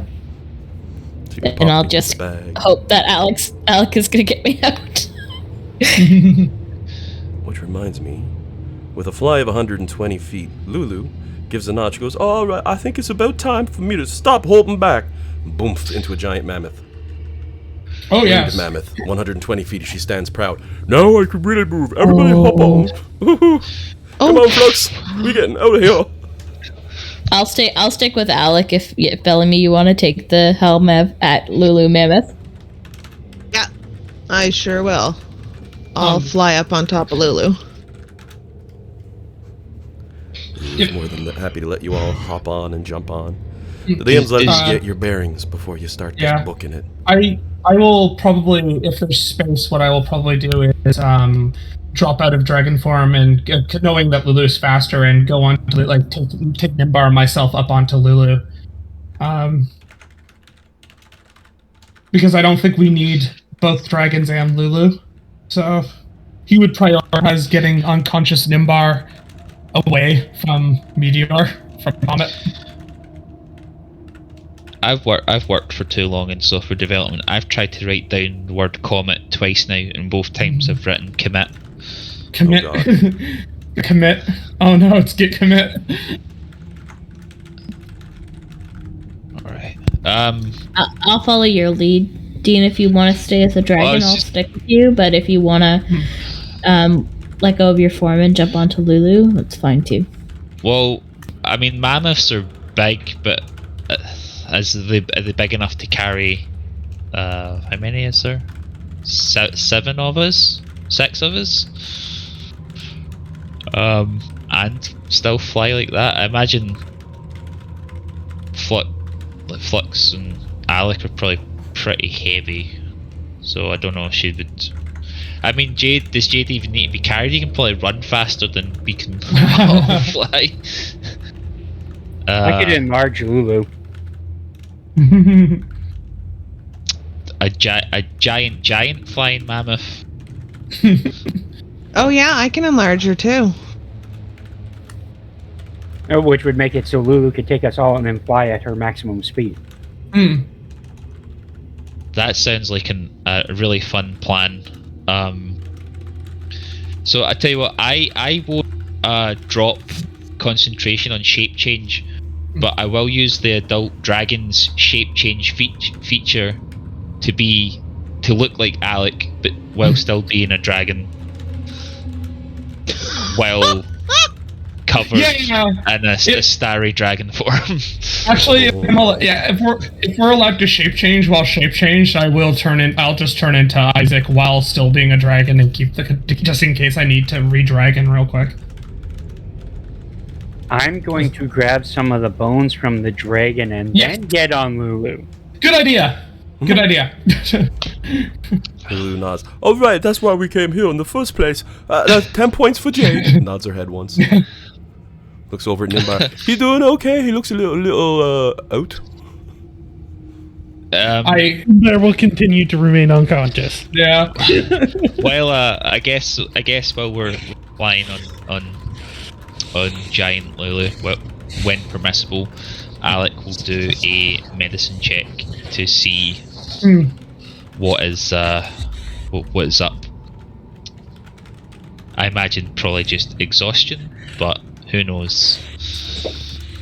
Yeah, while you guys are casting enlarge, Flux will go and help Jade grab some bones and put them in the bag of holding that she's carrying, and hop on Lulu as soon as she's big.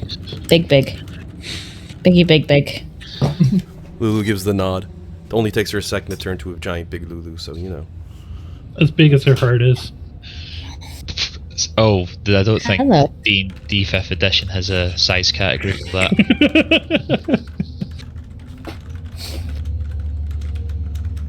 So how does reduce and large work? It makes them a size category bigger, so she goes from being large to huge.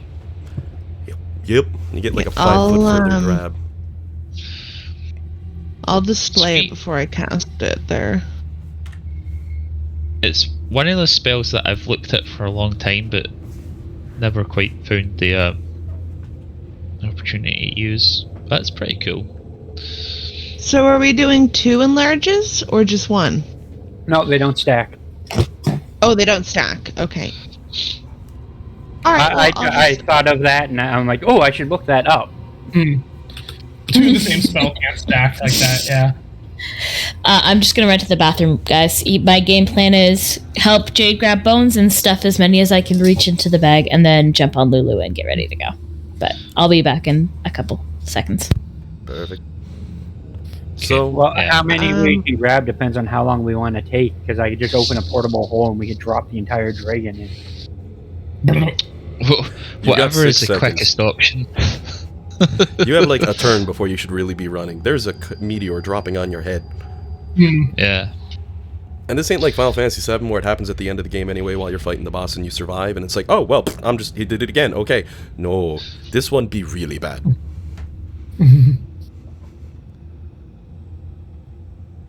Okay, yeah, let's go for the quickest dragon bone scoop possible. So if that's just running a portable hole over it, that sounds good to me. We'll get Lulu enlarged and then everyone on, and then we'll book it at a... Lulu scoops either tusk underneath the bones of the dragon. She goes, alright, someone get a bag open, and just biffs most of it up into the air. Jade, you want to give us an acrobatics check or sleight of hand check as you try to, you know, like, what am I thinking, your game show style, as you catch the bones as they fall, see how many you can get in that bag before booking it? Sleight of hand it is. Lulu, being a literal bulldozer with those horns, would be the fastest way to just chuck a punch in, and while everyone's discussing what to do, she goes, oh, alright, here you go, toss. I don't care if we save Zelia's soul anymore, we gotta get out of here. She doesn't mean that. Jade pulls a Looney Tunes, gets the whole dragon in one go. Or enough of it that you don't think it'll be an issue. Lulu's like, well, if we're just fixing soul, we probably just need like a tooth, but here, we got, I think we're just leaving a tooth behind now. God damn, Jade, that's impressive. That's the lowest I can roll. I looked at that too. So then, Should I roll a check too to see what I can grab? Or is it just... I think we got it handled. it was Okay, cool. one of those quick jokey moments, more or less. So, as the team remembered the important dragon bones, and you all have a very good fly speed, you don't have to worry about a chase scene on this one. Mostly because you all floated down to begin with. It'd be different if you were still suffering from the mountain crumbling around you, but it's mostly debris everywhere now. And with the incredible fly speeds you have, you can stay ahead of the curve. And as you all barrel through the night's air, as the meteor slowly brings itself down, it would create an explosion of destructive magnitude like you've never seen. Easily 2.5, maybe 5 kilometers wide, you're not sure. You flew against the night's air with everything you've got. That thing struck the ground before it fully came in, grinding down and creating a crater. Where once there was snow and grass, and ground frozen in place, now it's just barren and charcoal rock behind you. As Lulu lands, stumbles a little bit on the ground and flops all fours in her giant mammoth form. Just grumbling. And because I'm going to switch over to a different map now. Casually grumbling as she does that the DM didn't put anybody on the map so nobody can see it anyway. Well, alphabetically. You know, it's not that we can't see, it's just the explosion created one of those really bright flashes, so we all kind of blinking.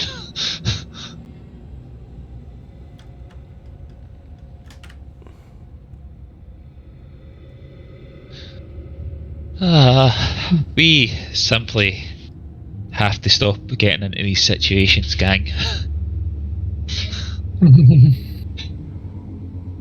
Yeah, that was wild. Agreed. Sorry, I have to use the washroom. Do you mind if we take our break now, or? Yep, I figured this was a good little spot for us to hike off. Yeah. When Just we before we come get into back, Yeah. Nimbar will be waking up. And we'll be able to continue on with the story. But we'll take a quick 15-minute break, come back at 12:15. Sound good by everybody? Sounds good. Sounds Thank you. good. Yeah, sounds good. So is Nimbar multiclassing into a 19th level commoner? Poor Nimbar had the keys to the kingdom. That was a good time. I'm gonna get a copyright notice for that one for sure, and they're gonna put commercials on. I know it, but that's okay. It was fun. Until Jillian decided, nope, just hit the jukebox. That was also awesome. I loved it. Stuff like that's too. What did I do? Remember when you attacked and the music changed because it glitched? Oh, yeah, right. You pulled a Fonzie. I mean, that's a really old reference, but you know. But I already. was panicking, so I wasn't really thinking too hard about what was happening. Oh my word. Yeah, it was a good time. It was a good time. But alright. Okay. I'll be back in 15. Alright, see you guys. Have a good lunch, everyone.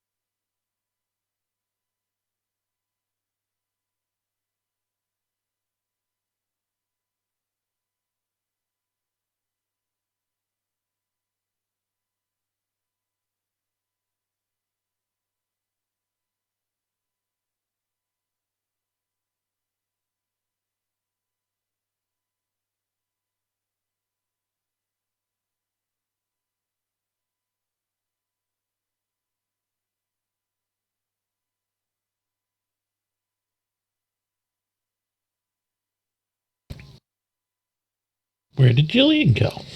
Yeah, I heard the bloop of Discord, and then this time it knocked her out of Discord.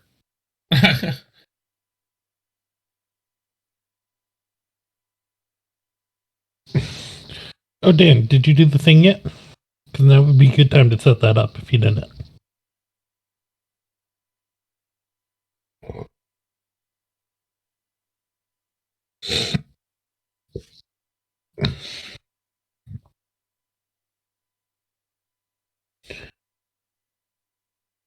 What? Did you do the thing? Oh no, no. Because, I mean, right now we're on break. Be a good time to set it up.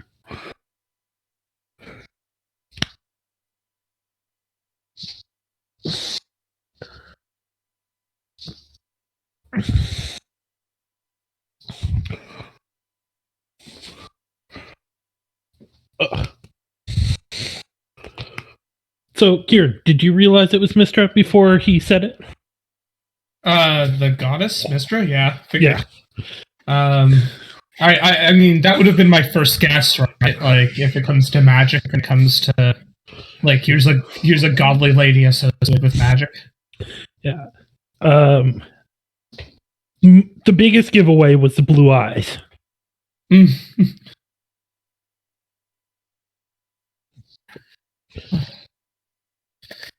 So I take it we're fast approaching the moment of changeover. Unless we're gonna play a few sessions of level 19 expert.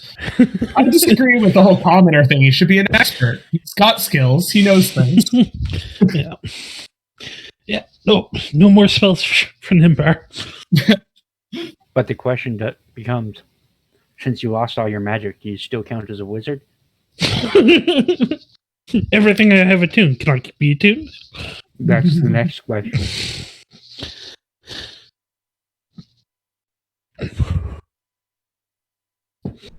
I did check. He is going to be able to give it to you before he leaves. If ever was, there was. Oh, hi. Leo. Alan's back. Maybe he can answer the question. Do I still count as a wizard? Well, yeah, you just can't cast spells. Okay. Wouldn't that make you a wasn't instead of a wizard? Wizard? More like wizard? Wizard. Wizard or was not? Oh, man. No, wizard. Yeah, wizard is my favorite, I think.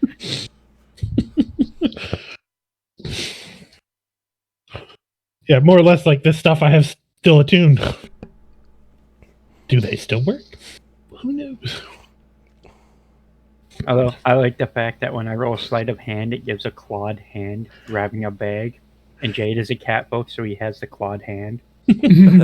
That's perfect. You might.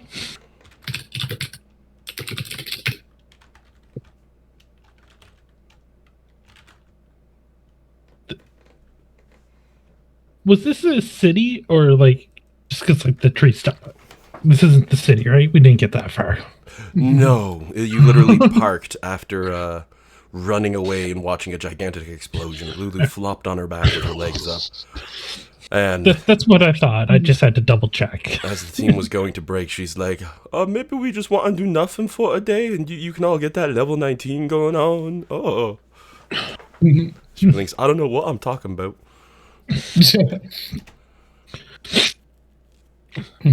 So we got everybody back. Oh, Jillian, she's not online at all. My bad. Yeah. I also haven't heard Bellamy or Dean. I'm sorry, I'm here. I'm just getting ready for I have to do a staff meeting as soon as I'm done this. Oh, That's fun. Yeah, it's Life my of a first manager. time running a staff meeting, so, you know, that's fun. Yeah. Well, I think it goes well. Yeah. Luckily, I only have 2 employees, so that's not cool. bad. Knock your skills together, just whack. Do your jobs. Yeah, that's not so bad compared to like having like a, you know what I mean? Like here's 20 people. Like You got Yeah, to yeah. manage all of them. Yeah, like there's really only like my 2 game masters, me, and then like our general manager who's above me, and then the owners, and then that's really it for Dartmouth. I mean, we have like other locations Yeah. with their own teams, but my team is basically just me and my 2 Arissas. I have Marissa and Carissa, so I call them the Arissas because I'll be The damned if I Arissas. say Marissa and Carissa all the time. You would start calling them each other's name. Yeah.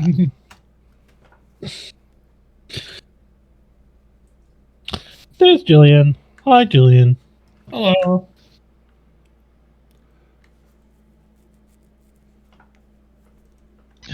I'm back. Welcome back. Ooh, new music. Let me do a playlist import. I love tabletop audio. I like using their stuff. There. But they have a new song that recently came out, number 296. I'm gonna see what it... I haven't actually listened to this yet, so let's see if this fits this scene. Just for the fun. I'll run one in dry. We'll see that The it works Frozen well. Trail. Hello. Oh, come back. I didn't go anywhere because Fergus is asleep on the bed, and I knew if I got up, he would also get up. So I just stayed put. He brought me a sandwich because. So you're trapped there. You're trapped there forever until Fergus Yeah. decides to move. At least I have my sandwich.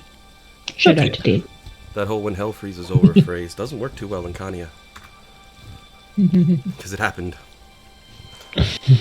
So as you all make your landing, escaping the massive comet that was called down, leaving nothing but a trail of destruction in wake, Lulu flops on her back, 4 legs up, as she just groans, "Oh!" and shrinks down to her normal size, shaking off like a dog as she does so, but still laying on her back, breathing heavy and quite exhausted from the rather fast, short flight.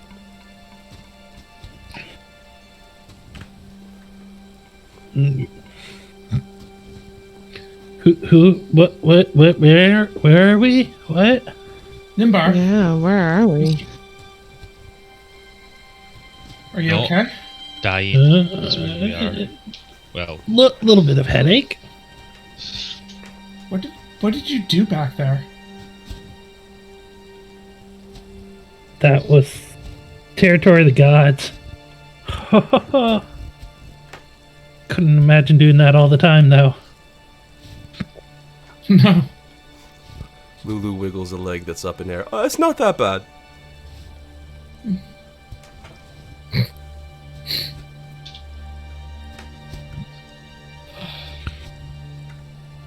So we survived. We're all okay.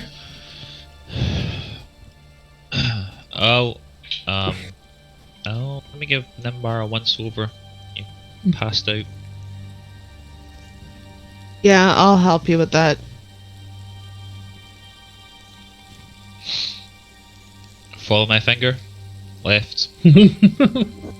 Right. Does he seem hurt in any way?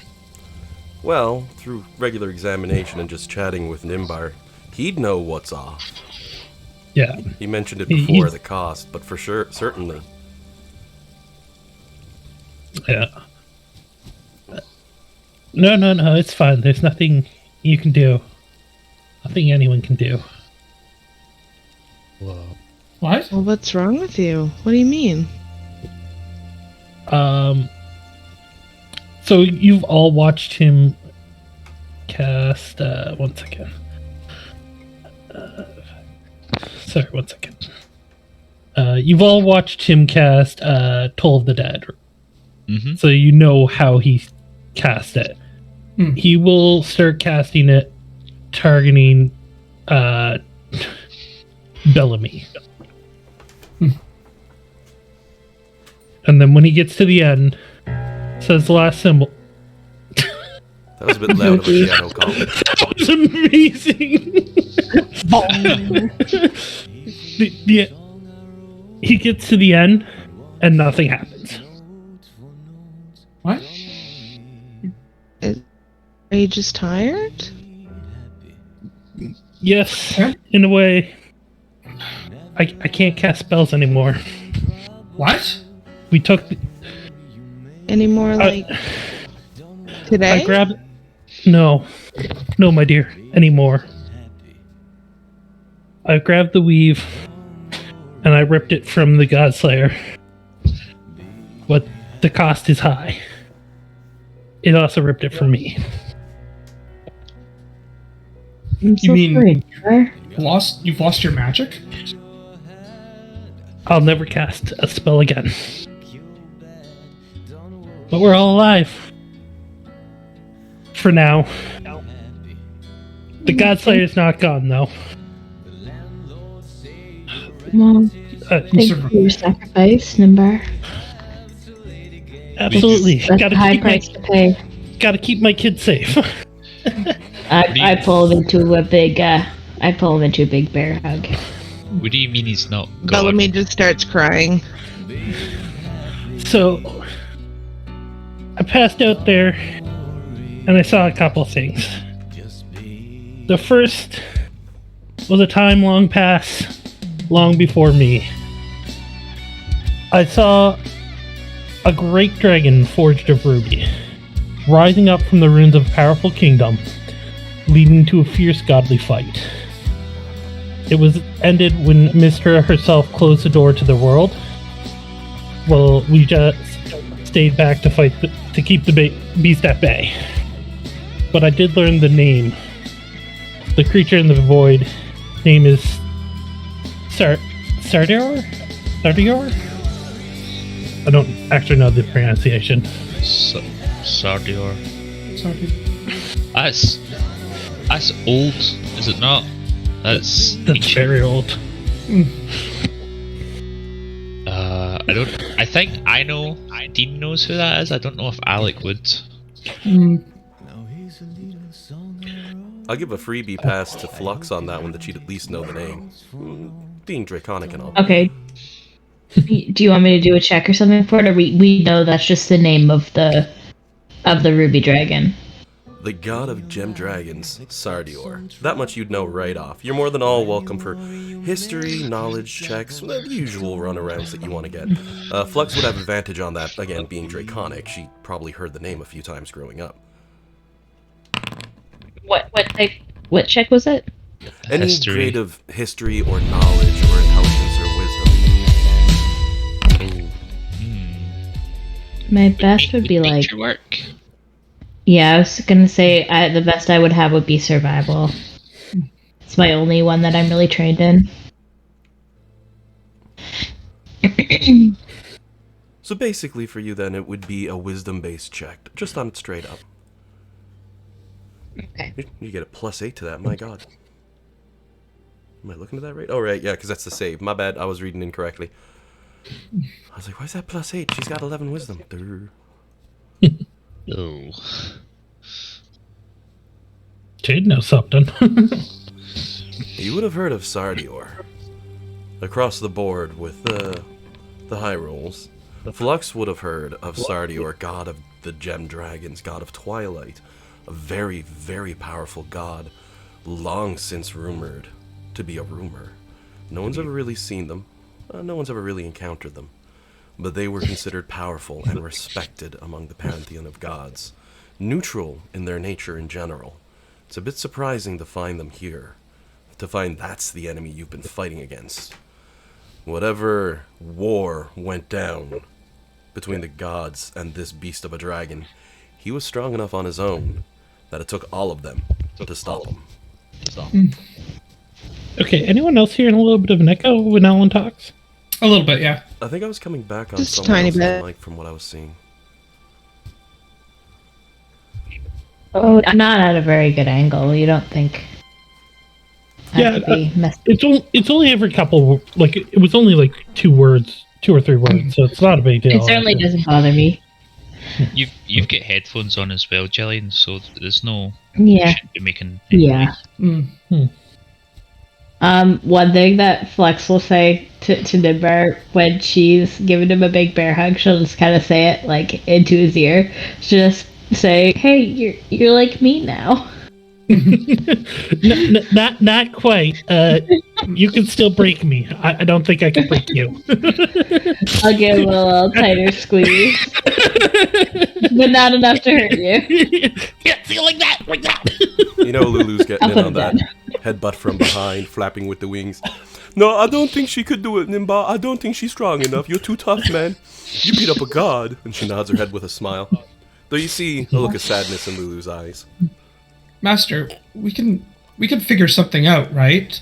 Like, we've seen all sorts of extraordinary things just in the last, even in the last week. I'm sure we can find something to fix this. We can. So the weave touches everyone, even our friend Flux here. But it won't ever touch me again. There's no fixing this. This was a cost. I knew the cost. But that's not fair. My dear, I saved my children. I saved people this time. I didn't burn down the forest. Life's not fair, but at least I got to do this. And no one will ever take that from me.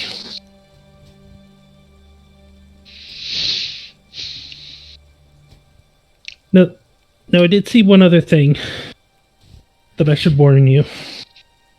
Mistra says that Mistra's warning me that it wasn't meant for mortal eyes. But I feel like you need to know. I saw a beautiful cold evening in Waterdeep. Folks were outside laughing and enjoying the view of the stars, speaking of ancestors and enjoying bonfires. Wizards and mages moved around in the shadows, however, worried that their magic had left them. The night's beauty of the celebration is cut short, however, as the might dragon barrier is shattered, as the armored godslayer floats down from the sky. Soon a battle broke out between the armored godslayer and the town, but without magic to assist them, they are unable to mount a defense. In the end, he repeats the comic call that we just experienced, and somehow, even without the magic, he's able to pluck one from the night sky, and he will destroy Waterdeep utterly. Destroy Waterdeep, that's... He's not gone. I don't know what happened to him, but he still seems to be alive. We have to... And my friends, I won't be able to help you this time. What do you mean? Are you leaving? I won't be able to help. I would just get in your way now. You could retire to the ship, be a drunk old captain. Lulu's gonna give you a pat on the head by going up on her hind legs a little bit, mind you, despite her height over you since you're short. No. And she laughs and says, "Oh, well, don't discredit yourself. Definitely stick around. I mean, all that magical knowledge up in that noggin of yours, pretty sure it's still gonna come in handy." There's still things I want to learn from you. I will do what I can, but it won't be much. Isaac, he will pull out his spellbook. This no longer helps me anymore. He'll take it, but he looks like Isaac looks very conflicted because, like, this is his teacher, right? Like, are you sure? To me, it will be a book I'll never understand again.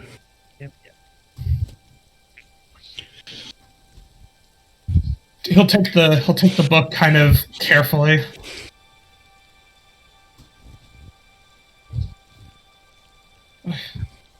Thank you, but I don't want to give up, though. If we think about it, there has to be some sort of way, right? It's in the power of the hands of gods now. And let me tell you, it is quite the power. Well, I suppose in that case, you can always check with Zeriel, see if she could chat with the gods and be like, "Hey, do him a solid." But I mean, Oof, buddy. You're not kidding. You were holding on to the powers of creation there for a brief minute. That was pretty impressive. Lulu looks around and gives a nod. Y'all couldn't see that there light show, but I could see it. It was badaz and a sparkle-kaboom and a bombamo and boom and a whoom. And Lulu just continues to go into a realm of onomatopoeia I don't want to get to right now. Well, I mean, if you want a new life goal, you could try and figure out why the gods keep wanting to piggyback on us. Asmodeus piggybacked on Flux. Mystra piggybacked on me. I mean, who's next? The Cat Lord going to be pitching a ride on Jade? I would say only the gods know. He kind of smirks up at you.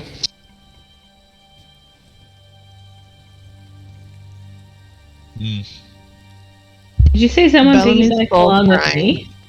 Aww, I'll put a hand on Bellamy's shoulder. So, did you say somebody piggybacked on Flux? Yeah, Who? Asmodeus. Oh, Piggyback them up a mountain. I was confused because I was thinking there was like a big plot thing that I fucking missed. Sorry. No, he meant literally. Oh. Yeah. Lulu speaks up at that point. As she walks over, you see she's moving towards Bellamy, pulling out a cloak from one of Jade's various bags of holding. She brings it up towards Bellamy because, you know, Bellamy's in tears. She gives a nod, says, "Oh, well then. We're definitely going to have to talk to Zeriel if that sort of stuff's going on." Nimbar will, like, try to reach out to put a hand on her shoulder, realize it won't work, and kind of pats her on the back as high as he can. There, child. Nothing to cry about. I've had a long life. It's been great.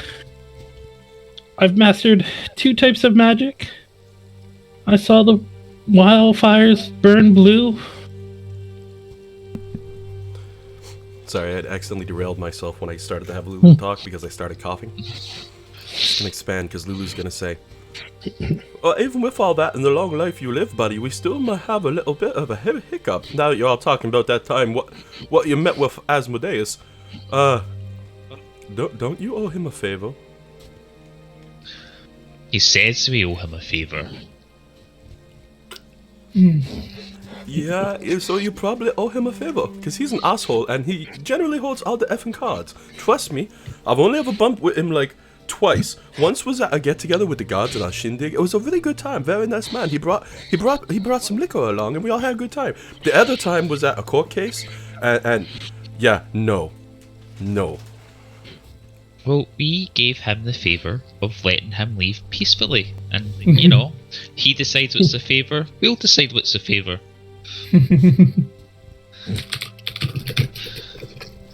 Lulu gives People a don't nod of her understand head. how we did all the work and somehow we still owe him a favor. Lulu gives a nod of her head. Yeah, he's a bit of an ass like that. I don't know. It's all about the wording and the way he messes things around. I mean, it's all going to depend. Because I'll mess with the gods, but they like to mess with me a little too much. She looks up to the sky with a little bit of a cranky look, muttering something about seagulls. How about this number? Right, ready? Alex gestures up. Nimbar storm case. Attorney at law.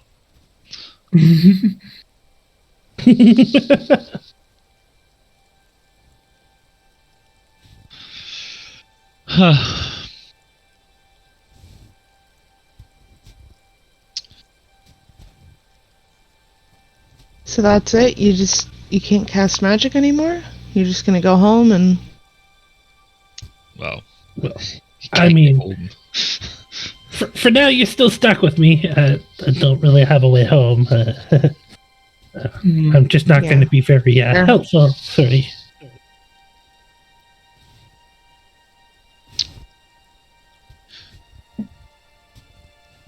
Don't apologise, we're alive because of you. You could hold that over us for goodwill yet. You touched the weave itself. I think most wizards would die of envy. Lulu, still somewhat suffering from exhaustion, is gonna flop on her back and sort of speak up.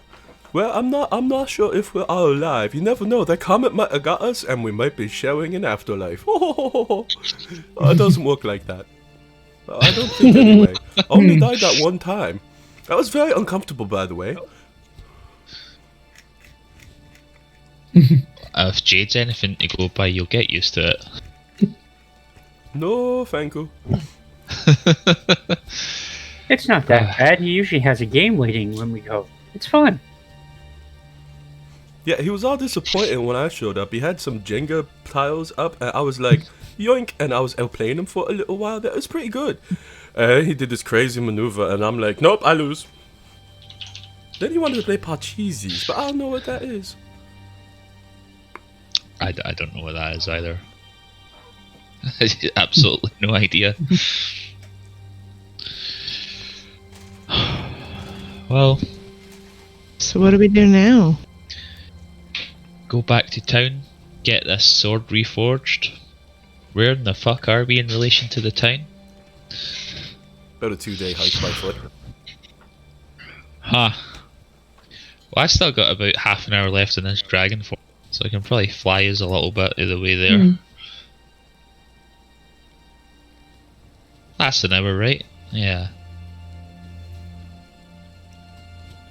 Clever use of multiple forms like that. You could probably cut it down to a day and a half.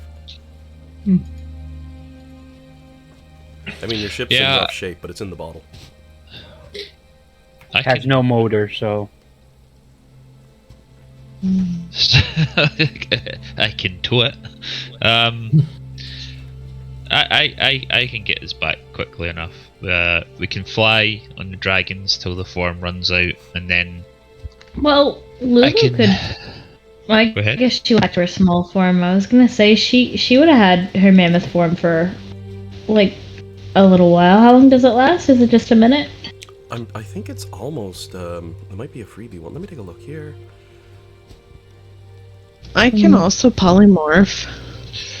yeah. Well, I was gonna say after the dragon form runs out, I can summon pixies. We can then polymorph as into eagles, and we can all fly till that Is it her runs shape out. change that she gets? Let me take a look here. Because if it shape change, it would last an hour. I'm wondering if they gave her, like, an extended amount of time on it because it's Lulu. That's all I'm checking, because she can totally hang that for a little bit for sure. There we go, Lulu the Hollyphant. Oh, it brought me up to the top of the page. It has Rhea on top. I was like, oh, sad. Oh.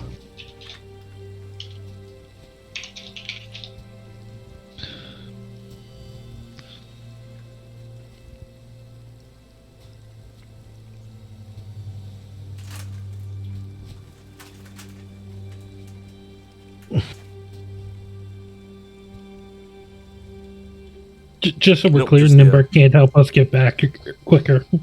Once per day, she safe change for an hour. So she's got half an hour left. I did have her pop to her small form, but she'd be holding out, of course. That was just for thematic purposes. It might be cuter, too, for giant Lulu to be walking over to Nimbar and be like, buddy! Don't crush me! And give a whole friggin' trunk for Bellamy to dot her eyes with because Lulu's no longer tiny. Pardon me. But, I mean, using these sort of game mechanics, you can all make your trip back in about a day and a half. So what I do is I just make it the morning of the 10th when you're arriving. That's a little bit better than that, but do you all have your level 19 characters prepped in D&D Beyond? I thought I did. I didn't, Yeah. but I wasn't gonna do much. I was just gonna increase those stat changes that I took. So By all wisdom will means. be back too. If you all want to switch up to your 19s, let me know and I'll import them when you're ready. No rush on that, but I'll go ahead and swap you all over to the town tile set.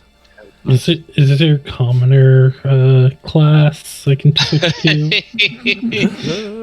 Maybe we should be a bit kinder. He's not a commoner. He's just He's an expert.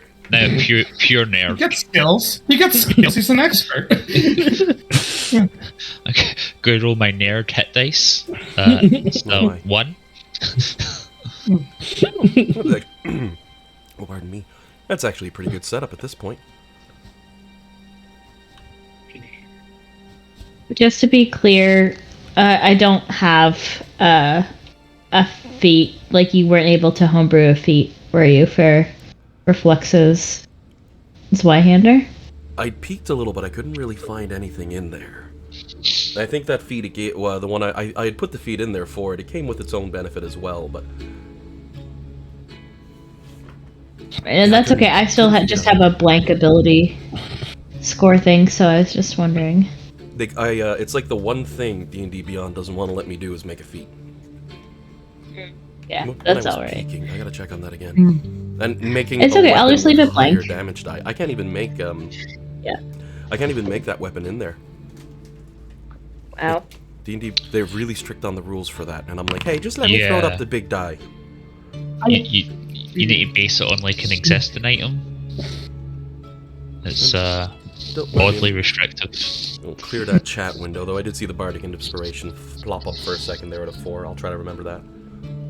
Why be restrictive with magical items when alignments are gone and race traits are gone, and why is that? Why weapons is the line that you need to draw? Because you're dishing out like 100 damage a turn. You got a nice sword. Well, I didn't mean specifically for me, but you know, Jade's pulling like it was 80 just on a that comment double on crit. Wizards of the Coast. Wizards keep throwing disintegrate balls out there. Well, wizards, sorry, John. List goes on. Like, there's so much damage at the high level. I step a bad guy in the wrong direction, and I'm like, crap.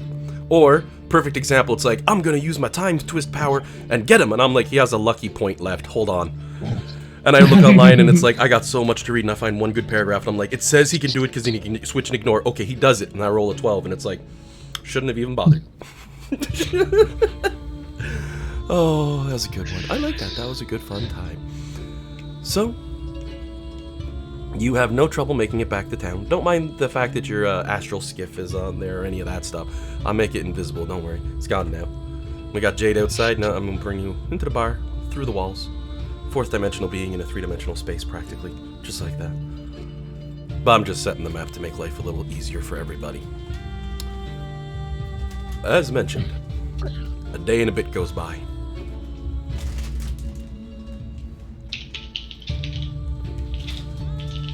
We're just gonna go back up the time here. 8:45. Perfect. Does anybody want to guess what Flex's HP is at now that I got my con back up and I'm level 19? God. You didn't break 3, did you? No. Oh, thank God. 270.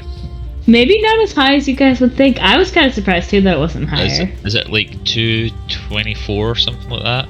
No, I was 220 before. Oh, you were That 2. helps. Alright, so that's I was gonna 220 be. at 18 with 19 for on. It's gonna be like 240, 250. Yeah, 251. Oh, I have bad guys who aren't that strong. A lot of bad guys who aren't that strong. And I will say for that matchup, to keep a little bit of surprise, I did practically all of the math and calculation for the boss off the table. And if you look at the recording, it's going to say he has 10,000 health. That's not how much health he has. That's It's more! Yep. It's at least 8 billion for each one of the realities. Oh, fuck's sake. I mean, I was joking, but... Oh, me too. I'm only playing along. I'm just kidding around. I just did that so you wouldn't have any idea. There are stats and there are numbers, but things get wonky when you're talking about avatars of gods. Like, Yeah, I calculated we did about 507 damage. By the way, I'm now ready for import. oh, give me 1 second then, Kieran. I will pull your character in. You'll want to check, of course, I because you know think- how these things work. Oh, I think I am as well. also, I'm for the Eyes of Mistra. For today, I'm going to pick Counterspell. Okie dokie. Jade should be good for import as well. Yeah, Bellamy too. Oh, I'm just I've trying to done pick Isaac. my Now I'm doing Flux. other spell. Give me... Oh, yeah, I gotta pick my spell. I wonder Shit. if I have to put that back weapon. I do.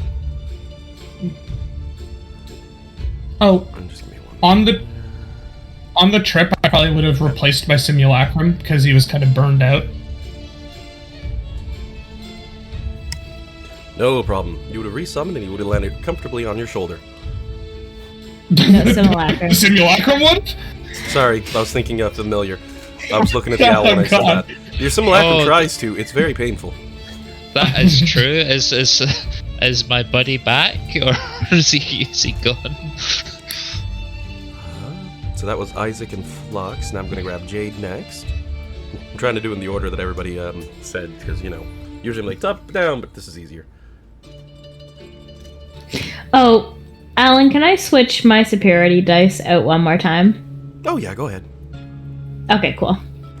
Um, Because my maneuvers, it's really hard to pick maneuvers that I'm gonna actually use. It's really weird that you can't do it on like a rest, like spells. Yeah, I know, you should be able to. I agree. It's like, today, from this day forward, I can no longer trip anyone up. Yeah. Why? Because it goes against my code. But yesterday it was fine. It goes against my code! Alrighty. I've got Bellamy loaded up. The only ones I haven't redone yet will be Alec and obviously Nimbar. I'm good to go. I just picked. These two little guys down here need to go. Oh, the copies and all that? No, I'm talking about like the Manifest Awakened Mind Mind. and my old familiar. Oh, yeah.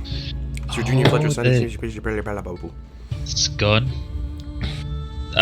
Spiked from existence. If I'm able to bring back my owl, or if he comes back as an imp, whatever he comes back in, I'll have him sit on Nimbar's shoulder as a gesture of comfort for him. It's an entertaining moment, because he does come back as an imp. He appears. Pop. Hey, boss. How's that? Oh, well, we're out in the woods now, are we? Okay, how'd the thing go with that suit of armor? Which leads to one of Pretty those... terrible. Yeah. you might want to take a seat, buddy.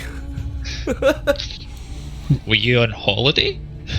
Was that? What did she do with you? He blinks a few times. I don't know. I don't know. Do you want to know? Personal favorite moment was when you asked, can you fly up there and check that out? And I'm like, can she? Of course she can. She doesn't know that she can't.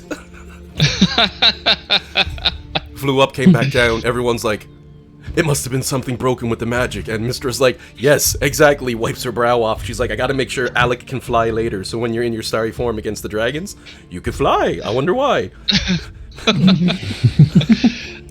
It's so good. I like that just because, we've mentioned that a couple of times, but Alec's dad is the cleric of Mistra. Oh, yeah. So it's been quite a good bit of I don't know, serendipity. I hate using that word though, but imagine it lines up nice. Oh, you can also see, judging by who appears to be the big boss behind the scenes, why your DM was practically giggling when they released Fizban's Treasury of Dragons. This is not... Yeah, that would be helpful. wasn't some half-baked cockamamie idea. This was long ago. I was like, Sardior, I like him. I call him Sardines. What happens? They bring out a book with all the info, and I'm like, thank you, Wizards of the Coast, thank you! My evil plans come to fruition! Yeah, that works out really well, doesn't it? Oh, yeah. I regret to inform everyone that Alec has joined the ranks of the nerds. He's now proficient in Arcana. Oh my. I'm Good time. So, fun fact, I now also have expertise in history as well. Fun fact, I have a plus 17 to persuasion. Oh, God. And you treat a roll on the die as is it 10 or higher or So- 9 or higher? There's an a old 10 or higher. saying that the winners are the ones who write history. Bellamy proving this with that high persuasion. People be like, the history check says this, and Bellamy's like, no, that's not what happened. Let me tell you. Do you love that I asked you to import Flux and then I just switched out like 3 or 4 maneuvers? Oh, give me a second. It's I'm 2 so button sorry. clicks. You ready? Okay, give me a second. I think I am. Are we okay with me getting rid of Commander Strike? Jade, I would mostly use it for you, so this is more directed at you. Most of the time I save my reaction for that. I take half damage, so... I've seen that. Yeah, Commander Strike that's drop part of once it. or You twice. have to... Shoot. What'd you say, sorry, Alan? I've seen that drop once or twice, that Commander Strike, and it's made me curse when Jade's been like, here's bonus damage. It's like, son of a... But... Yeah, that it does reaction cost to him have. his... It does cost him his reaction, and it also costs me one of my 3 attacks. It will be 4 eventually, but... Or maybe it's 4 now, I have to double check. But it's still... Like, I don't know if it's worth it at this point because of the damage that I'm outputting is, like, kind of on par with Jade's sneak attack anyway.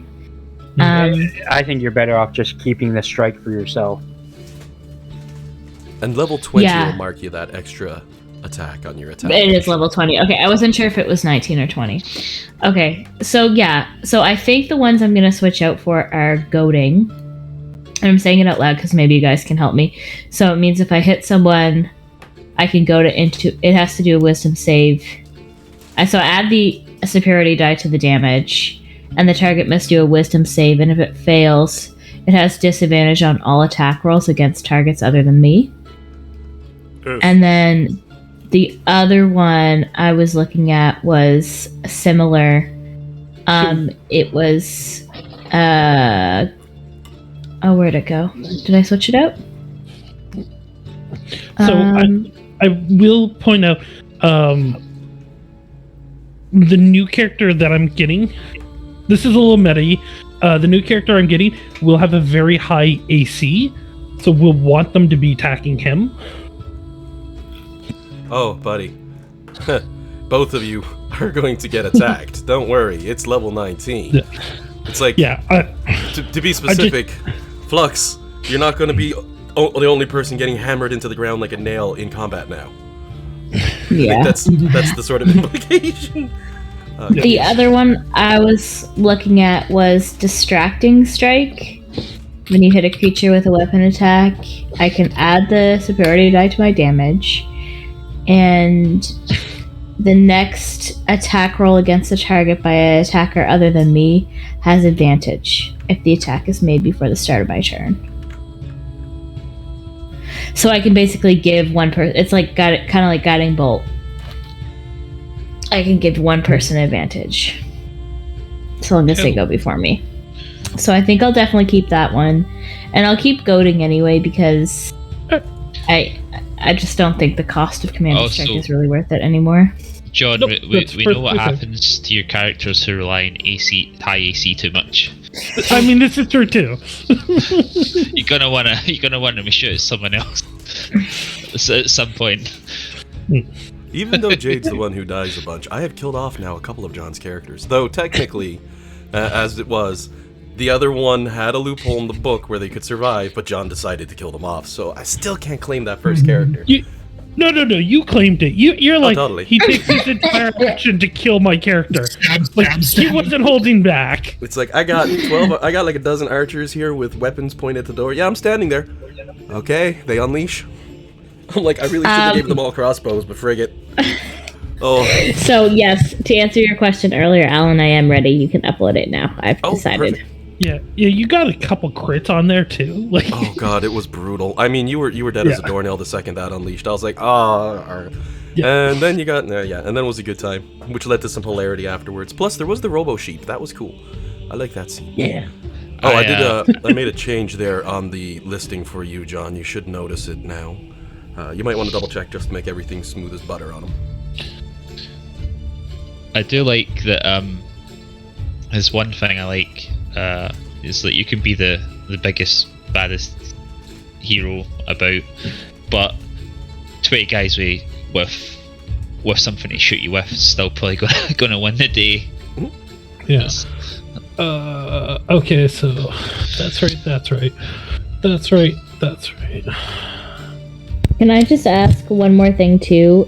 This is secondhand information because I think Dean had mentioned it to me, that with Fizzban it said that you can use your breath weapon attack as one of your attacks, like instead of a weapon attack you can use breath weapon. Yeah, so you would need to.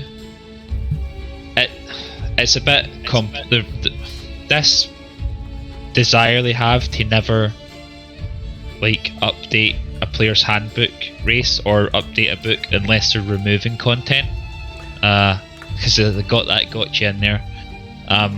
If you look at under races, there's now the player's handbook Dragonborn and like 3 Fizzban's Dragonborns. So if you look at the chromatic, which, because you're blue, so your chromatic section, it'll tell you how the actions work. And I don't know, we could probably, like, when we're out of game, work on like recreating Flux as that, maybe, if that would be allowed. Yeah, I mean, I'm always up for change, and things come out. We've been playing for years now, so. Yeah, I think Yeah, for it's the kind most of part. crazy to say. Yeah. I mean, you've So- grinded from level 1 to here, more or less. But yeah, I'm totally down for that, Dean. By all means, anybody can always change the base a little bit and tweak it if new options and new changes come out. Or you can straight up run a new character. That's entirely the way you want to go with it. But for the race, yeah. Definitely, because they changed the rules up on that pretty heavy. Yeah. Okay, I'll take a look at it. We'll get back to that one. I'll mention it next week and we'll figure it out. Oh, and that reminds me, I bet you when I re-uploaded Flux, it probably deleted off the sword. No, it's on there, sweet. I don't have to re-add it. I just drag and drop. Foundry makes it easy. Or Foundry, oh my god. Yeah, no Foundry. Oh my god, my brain's giving out. So your trip back to town will be fairly basic. Not much of anything going on besides the weather getting worse. You notice now that calmness no longer seems to be in the area. But you do find yourselves arriving in the wee hours of the start of the day. Oh, that's what I'm missing. Huh? Sorry, I forgot to mute myself. My apologies. No worries, bud. I was like, wait, what? Everything but one thing was correct, and it was taking me a while to figure out what it was missing. I just figured it out. Can I ask about this Eyes of Mystra ability that Isaac is able to teach other spellcasters? Is that's not going to be like reading a tome where it's like you can get in a couple hours each day? Is that going to be like a time chamber from DBZ thing where you need like a couple of days solid to? No, it'd be like a tome. He'd take the time to explain the theory, the idea, and all that behind it to show it. All right. So you can take your time. Ticking off Yes. some hours. He would teach that to any of the casters in the party who wanted to learn that, and I would recommend any caster in the party who can learn that should want to learn that. So. Okay. Well, if we're doing that, I'll just wait for you to say when an appropriate time has passed, Alan, when we get that ping. Oh, so long as you're working on it, opportunities will come up as well. Plus, there's that sword to fix. As you're all marching your way back into town, Lulu will be at the front of the group to speak up. Oh, well, I know the DM put all of our minis in the bar, but that doesn't mean we're at the bar. But Lulu's walking towards the bar. But I'm going to the bar, so you know. Lulu gives a nod. She's like, I'm going to stop breaking the fourth wall soon, but I get at least 2 more. Like 4? For today. 4 walls. 4 goes. Nimbar will go 1, 2, 3, 4. That's the wall you want to break. Lulu swings and goes through the front door of the tavern like, oh, poop. Sprawls out a bit on the floor, gets up, dusts off. There's a few bearded devils up in here, not too much crazy going on, the usual sort of stuff. Lulu walks by a rather old man of them. He's got blindfold over his eyes, and every single bearded devil on his beard has blindfolds over their eyes too, with an old man's walking cane to his side. He's like, oh, I smell a Hollyphant. Everyone's like, Lulu, as they cheer her on. Lulu walks in, oh, my people. Because you recall she's a bit of a star here. But that's where Lulu's gonna chill, which is also where Zariel's at, and still sitting in the corner, Crickendole and wannabe Beelzebub, Gargoth. The place is a little bit packed. Got a good number of people. Nimbar will also go. Yeah, I'll go as well. Yeah. Flux, are you going straight to the smithy? Do you want some company, or you got it? Is that the only mini not on the map is Flux? Where is she? Flux No, is in the I'm other there. Oh. Yeah. The DM messed up and she's over there. I mean, this is the last time we loaded the map. I thought everybody was in the tavern. No, it's okay. Sorry, what? Why am I going to the city, Dean? Just because where I was at? Well, I thought you were taking the lead on getting the sword fixed because you were, you're proficient in Smith's tools, so you were like dealing with right. Smiler and. Yeah, that's fine. I don't need company. I'm fine to go and do that while you guys do other things because it's kind of important. But don't.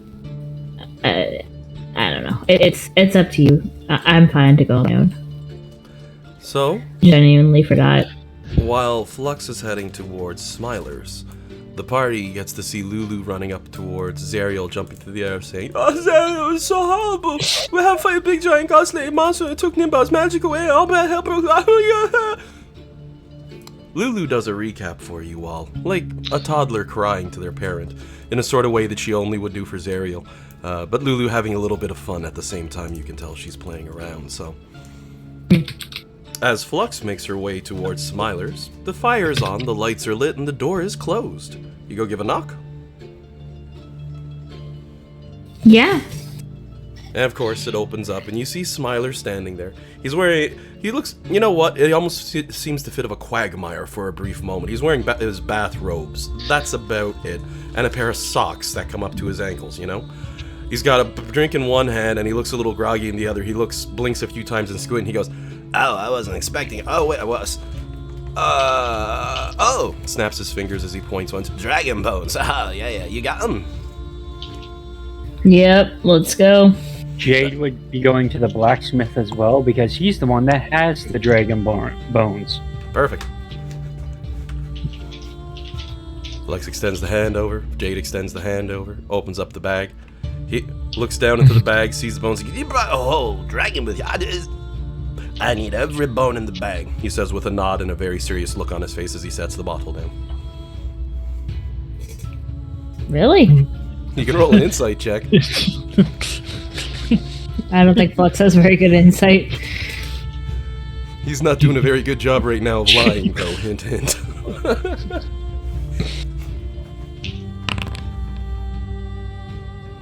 Though Jade believes him. It's like the only thing I caught Jade on. Insight. I have to remember this. Jade's like hanging the bag over. Flux is like grabbing it. No, hang on a second. A 14 is enough to tell that you caught Smiler by surprise. He was expecting bones, but not that much.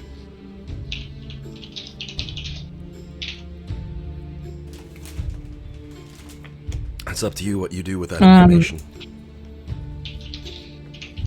Let's just, Smiler, let's just see what you... I'll help you and we'll use what we need, and we know that we have backup in case anything goes wrong. How about that? He squints a little bit at you, towards the bag, then back towards you. He says, "Alright, you know what, I'll do it. But I'm gonna have to change up my rules, because I didn't think you were gonna be coming back alive. When I saw you walking out of here, I was like, adios, amigos. Last thing I thought you were gonna get your heads blasted off. But you came back." You're quite charming, aren't you, Smiler? And he smiles a crooked grin. You can tell this guy's straight out of hell. Loves every minute of it. He raises up a finger and says, "Yeah, alright. I'll help you with your little bit of a recreation. But I'm gonna need half of whatever's left over for my own devious designs. We got a deal?"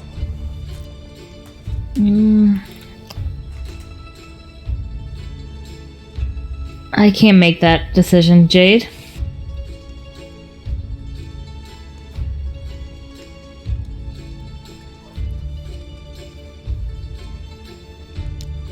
For some reason, I just imagine Jade pulling out like an abacus as he's starting to do calculations in math.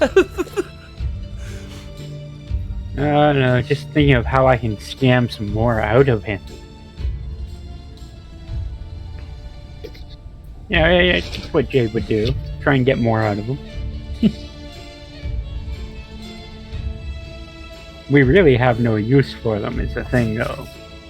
But it also depends on what... He can't screw us over with whatever nefarious deeds he's doing. It can't harm us.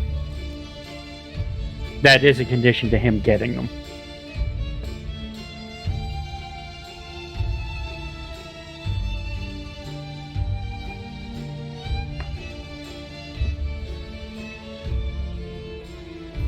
Well, Smiler's placed a simple offer on the table. Half of whatever's left over. Unless you got something else up your sleeves.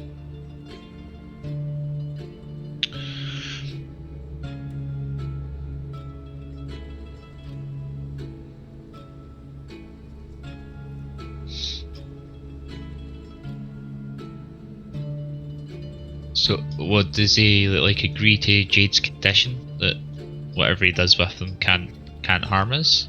Oh, if that's an actual condition being given by Jade. I thought Dan was just musing. No, he'd definitely be okay with that condition. Has no interest in harming the party. His quote would be something along the lines of, "Whoa, you fools came back and you think I'd cross you? No. I climb that mountain, I'd be a dead man. You go, big giant explosion, you all come back like, hey, we got the bones. Yeah, no, don't even worry about that one, my friend. I won't be crossing you all anytime soon."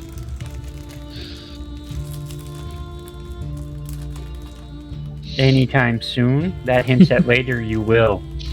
Holds up a finger. "I'd be a fool to pass on a good opportunity, my friend, so I make no promises for the remainder of my days. I mean, come on.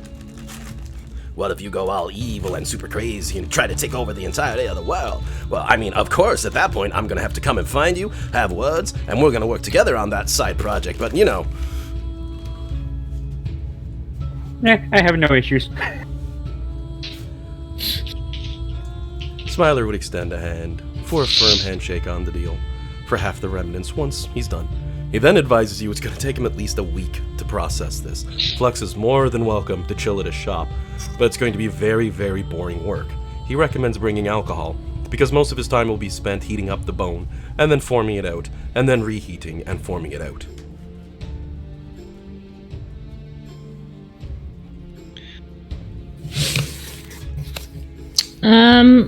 I won't commit to spending all of my free time with him, but does he need help? Like, would the process go by faster if I helped him? No, it's more finesse than anything else. You can keep an eye on how he's doing it, maybe learn some blacksmith techniques of your own off of them. Yeah, that's kind of what I was getting at, but I don't think I would spend, like, day in, day out, 12-hour days with him, but, like, a couple hours a day for sure. Okay. Just making sure he's making the progress that he said he's going to make, and see if I can get any tips along the way. Like, don't swing that hammer so hard. He's like, clang.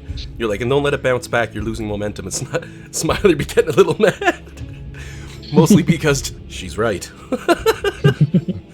Oh my. So, while you're hashing out that deal with Smiler and passing them over, because he's taking the pile of bones and a big smile on his face, says something along the lines of, "I'm gonna make a jambalaya. Oh, it's gonna be so good." You now know why Smiler wanted the bones. Flashing back over to the bar, however. With the story finished up, the information given to Zariel, and to save you all the time from rehashing what just happened 5-10 minutes ago, you know what I mean? Zariel would take a time to extend a hand out and clasp it gently on Nimbar's shoulder and give him a slight frown. And acknowledge, "You've done well, friend. The sort of sacrifice you've given isn't one mortals generally give. When we grant you any of you power, it generally goes to your head. So I am quite impressed that you did what was right and what was just."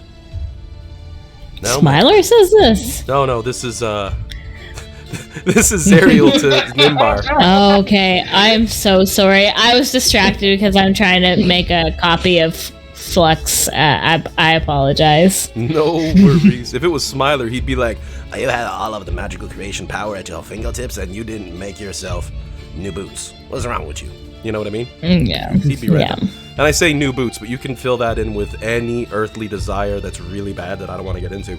Because it's Smiler. He's hedonistic in nature. I'll leave it at that. The book gives a good job on him. I like him. He's a fun NPC. But Zariel does give the congratulations to Nimbar. And then she says, to add on the extra, it would not be beyond her to grant you a reward for what you've done.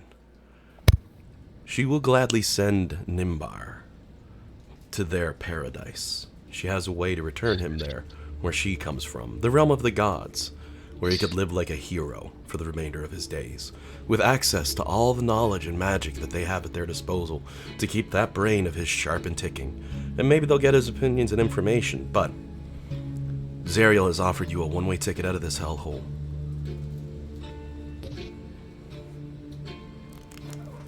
My friends, you know I love you all, but I think I should go because I don't want to be in your way. Without my magic, I could get under feet. I was just gonna say this, Nimbar. If you leave without saying goodbye to Flux or Jade, we're gonna have to storm the gates of heaven to get that goodbye. So just absolutely think about this. No. Of course, I can't leave without saying goodbye to the children. But he would take time to say goodbye to each and every one of you personally. Well, I mean, I can't really fault you for wanting to go to literal paradise. I mean, it's a good deal. A little better than hell, eh? Let's not let's not be too boastful here, Nimbar. Let's calm down. Is there anyone on the material plane, the coast that you want informed? Anyone you need told? I'm feeling No. you would just drop a stack of letters. It's like, here, extended family. Yeah. No, I've said my goodbyes. They knew where I was going, and a lot of them didn't expect me to return. Yeah. I still think you should tell me who they are so they can know that you left as a hero instead of a fallen soldier. He smiles up at you. My family knows what I've done.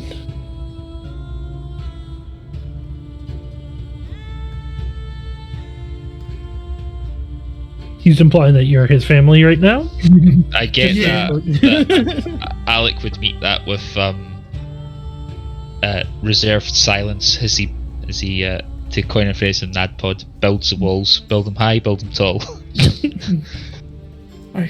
Don't react, don't show emotion. Say something funny. As he's trying to think up something funny, you'd hear a slight knocking on the floor behind yourself. Glancing, you'd see the bearded devil with the bandages around his eyes, the old man with his cane looking up towards the party, tilting his head as he looks to Nimbar. Well, sonny, I don't know where in the nine hells you think you're gonna go, but you should remember, when you owe someone a favor, they keep their eyes on you. The visage before you shifting and changing and twisting as the old man stands up. And you're all probably knowing where I'm going with this before I even say Oh boy. Is it my boyfriend? Oh, will you away and fuck off, really? It only takes half a moment for the big bad granddaddy of hell himself to be standing before you. Once again, smile on his face. As I recall, we climbed a mountain together, had such wonderful times, bonded, his hand coming up over his heart as he taps his chest a few times. And you agreed to owe me a favor. Now, I mean, let's be honest, it's not like I can say, hey, Nimbar, do me a favor and stab Alec in the hand. That wouldn't be very fun.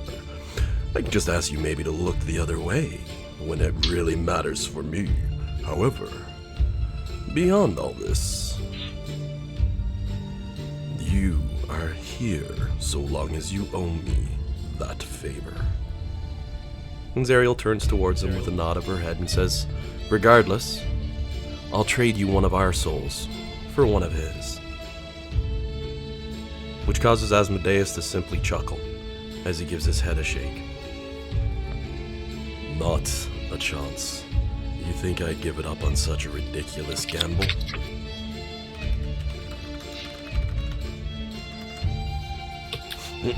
Courtney, you're, Dams.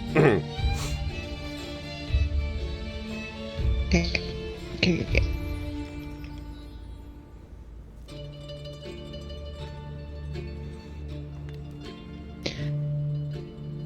I'd like it noted that I winked at him a little bit. He looks towards you with that same casual glance, tilting his head a bit to the side. Ah, the unpredictable one. What chaos do you bring? Oh, I mean, we can talk chaos somewhere else. Which causes him to chuckle, shake his head again. Mortals, so single-minded. Regardless, you have nothing that would draw my interest away from this one's soul, so I don't know why I would trade. I don't know about that. I'll take out my violin. How about a little song? He tilts his head upright again, looks over the violin, looks to your character once more and tilts his head in the opposite direction. Oh, are you challenging me to a musical display of talents, little mortal? The devil went down to church and he's looking for a soul to steal. Yeah, I am. Asmodeus slowly begins to walk across the room as Asmodeus stretches his hand out. I just moved Bellamy, you might notice this. He'd get uncomfortably close, or overly comfortably close, depending on how Bellamy runs it with that high charisma. We know. She likes to pick on people. Reaches down and picks up the lute that lay on the floor. And as he looks it over once, taps it with a finger and it turns to solid gold. He looks back and says, well, I guess you didn't know it. But I'm a lute player too. Oh. And you know what, Frigate, I'll go all in. If you care to take a dare, I'll make a bet with you. You look like you play a pretty good fiddle, but you better give this devil his due. I'll bet this fiddle of gold against Nimbar's soul. Win, and I'll take Zariel's deal. Lose? Well, then you'll owe me 2 favors. Deal. Wonderful, he says as he gives his fingers a snap, and you see the entire group of his devils rise up, bringing out instruments at the ready as he picks his own up. And it sounds something like this.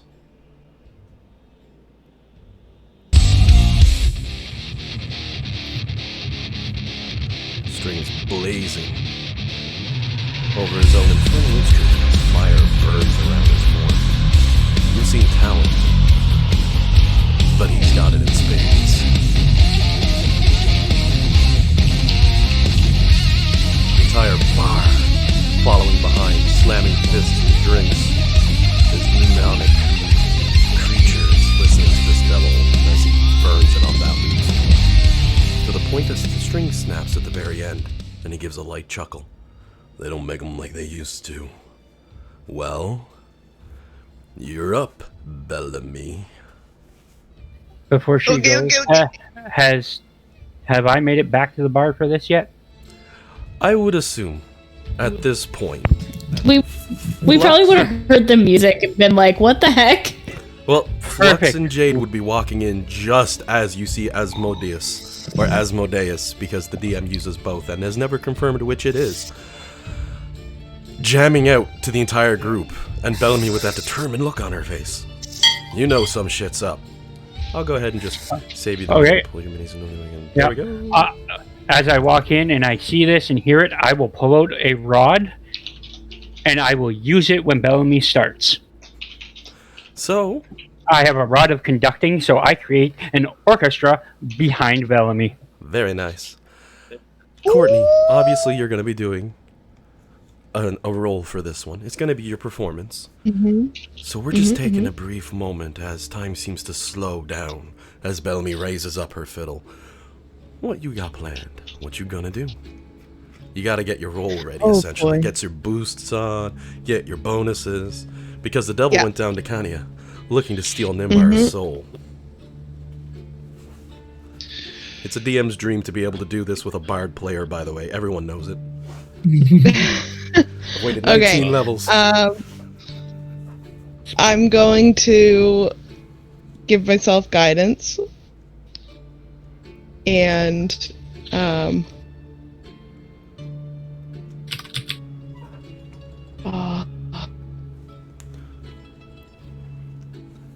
I'm just seeing if I have anything extra. Bardic inspiration can target you, right? No. I can only No. target other people. Really? But I do have inspiration if I need to use it. I'm mhm. just looking for any boosts I can give. I could summon a bunch of fey creatures to do something for you if you want. I mean, I love backup dancers. That's always fun. Oh boy. Okay. I think that's all I got. I'll just give myself guidance and I'll roll my performance check. You'll have advantage. do you with the have to- orchestra. Sorry? Okay, perfect. Yep. No, I was just gonna ask about her inspiration. That's perfect. Oh, yes. Okay. Oh wait, hang on. It's a new day, right? I need to roll my cosmic omen. She got a And then 19 he's- on that check, so anything you can stack. At this point, we're getting to, like, some good dice numbers. Right, hang on. I need to see what I get.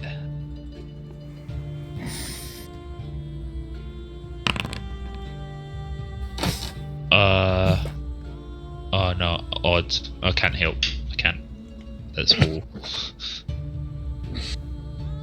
Can we I- retroactively say that he would have used one on Asmodeus? If it's an option, I would absolutely do it because I hate. That's why I figured I'd ask for it. I for now, I unfortunately can't boost it for Bellamy. You did use it on Asmodeus, but you're not sure if it made Asmodeus any worse.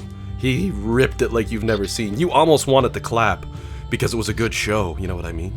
As long as he felt nothing but spite coming from the character, then that's as much as I can do. Well, before I give the outcome of that, anyone got anything else they're doing? They're looking at that timey-wimey magic like, I got a couple things, but... Yeah, well, all your They stuff screws probably with that have- guy. yeah. No, there are some things I can do. I can technically, I could cast that on her as well, but she already rolled didn't she already roll like a 19? Yeah, she's one Yeah. on max. Courtney aced it on that. She's proven herself So- as a dice dragon. Something I Yeah, could. So I guess this would have been helpful to have done anyway, so it's okay. Yeah, most of my things aren't really relevant in this particular, just because she's already done so well. Alrighty. Well, as Bellamy steps up and pulls out her violin, fiddle, and rips on it in a similar manner, it looks like she may have picked up a technique or two, because she manages to get her instrument to scream as she responds back on the devil. Enough to get heads banging with that orchestra in the background. It isn't too long before he looks somewhat impressed. He even starts headbanging along a little bit as Bellamy's mighty 28 roll rocks out. Before he catches himself and like stops for a second. Nope, doesn't even bother. Okay. He gives a smile and nods his head. Maybe he was beat, but it's hard to say. He gives no acknowledgement. However, he does pull up a single dragon from one pocket, sets it down on the table in front of Bellamy, and nods. The show that good definitely deserves some form of consumerate gains. Very well done. All right, Zariel, you can have your exchange. It's not often I get to get a nice show.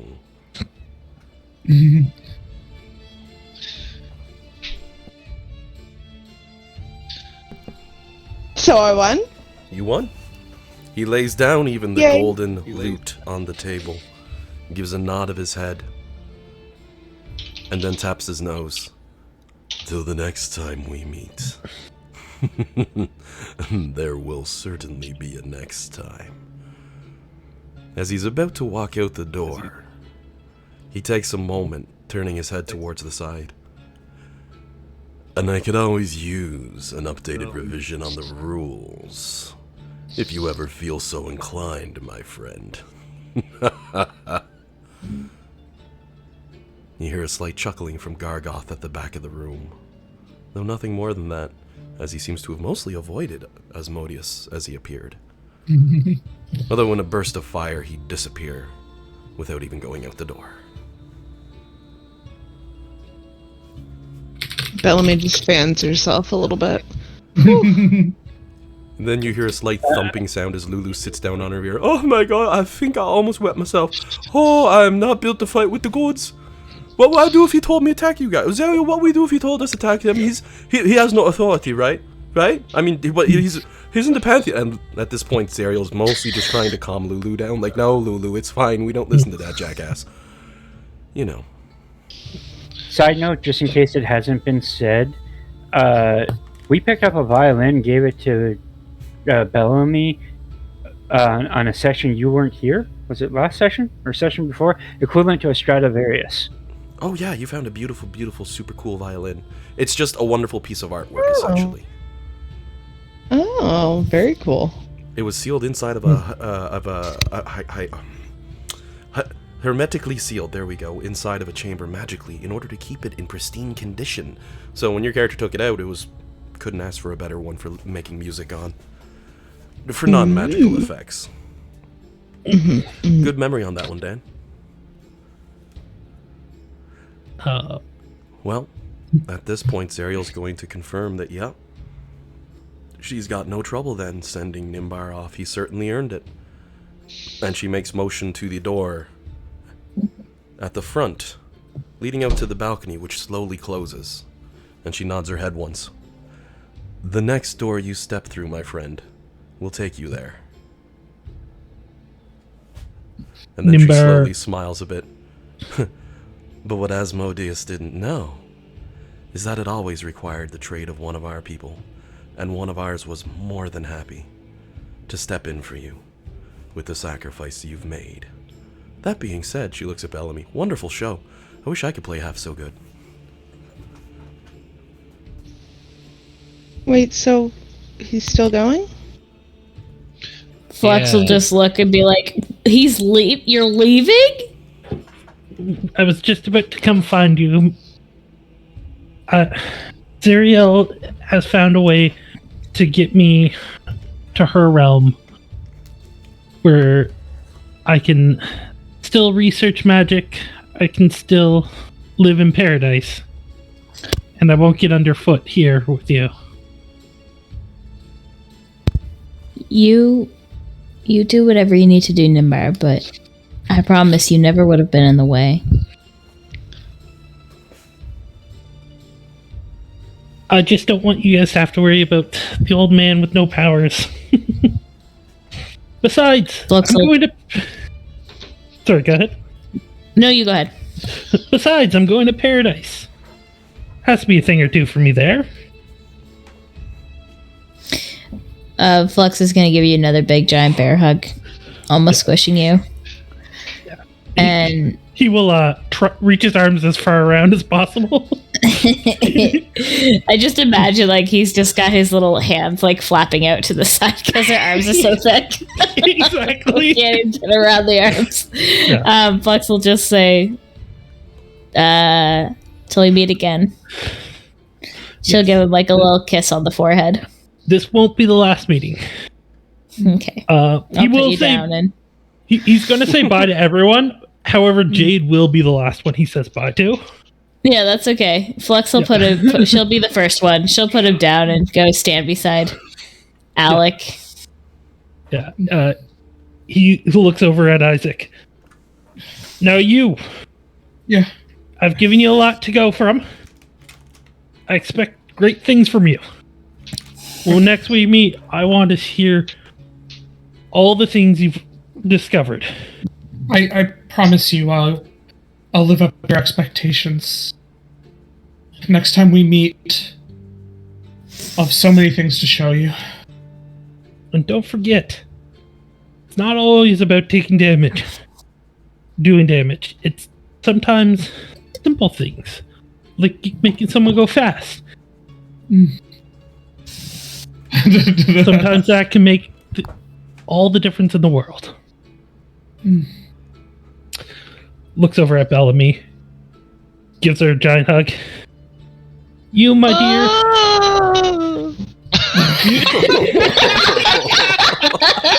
This sounds kind of corny today. Oh boy. I guess that giant hug got a little too close in her business. Bellamy just falls to her knees and cries and hugs him. Yeah. My dear, you are amazing in so many ways.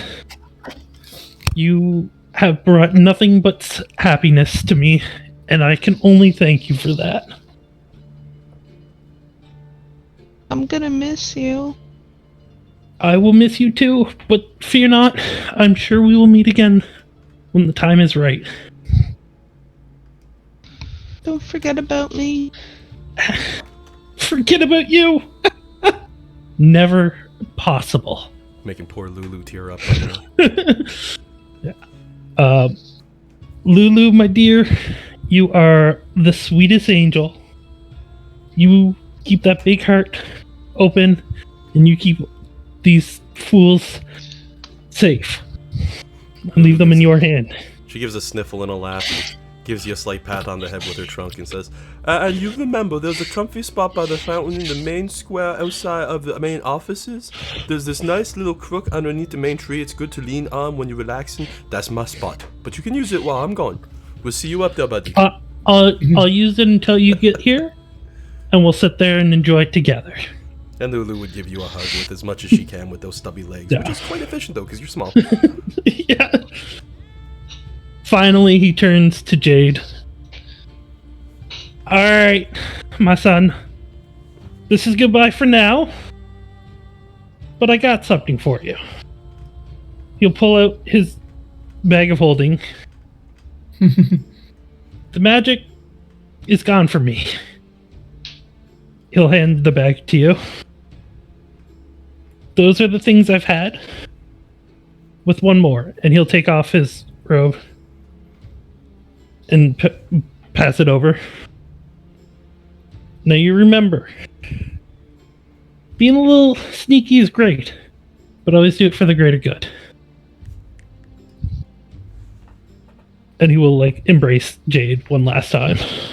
Oh, yeah.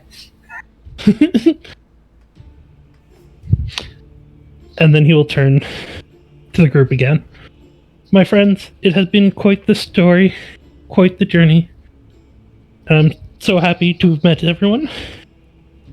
I will miss you dearly. But this is not the end. We will meet again. And then he'll nod to each of you and open this door. Or sorry, this one was already open, so this one? Yep. Yeah, so he'll open this door. And as he does, What? he's greeted with a nice surprise. Fluttering in through the door suddenly, he sees Sir Junior Stein Fletcher Garcia. Oh my word, that's a long name. The third. You're the one who generated that name too. I know, right? It was a good time. Flies out, lands on your shoulder. Not a familiar, but an honest-to-goodness real owl this time. You can sense the difference, more or less. He tilts his head a bit, maintaining that telepathic link as he says, "Hey, boss. They told me what was going on, and Mistra asked if I could keep an eye on you. So they gave me a real body. They didn't want you going alone. Come on, buddy."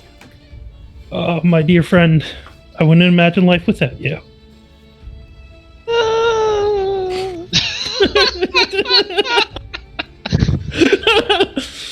And as Nimbar walks through and closes that door, he quite assuredly disappears. No. Off the map they go.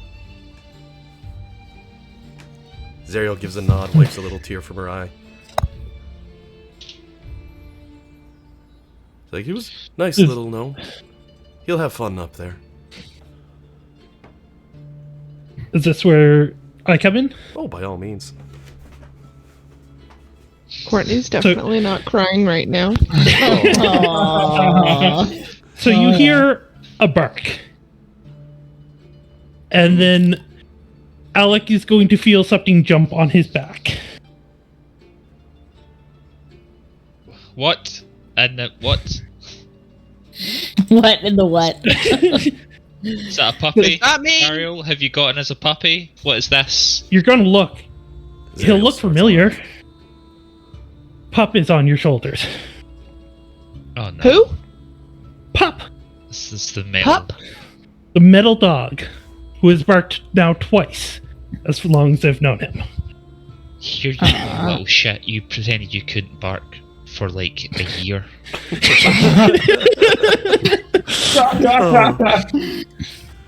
Flex gives You him a guys know little this scritch. dog? What is that thing? Wait, hang on. Wait, if Pup's here, then that means... Wait, is...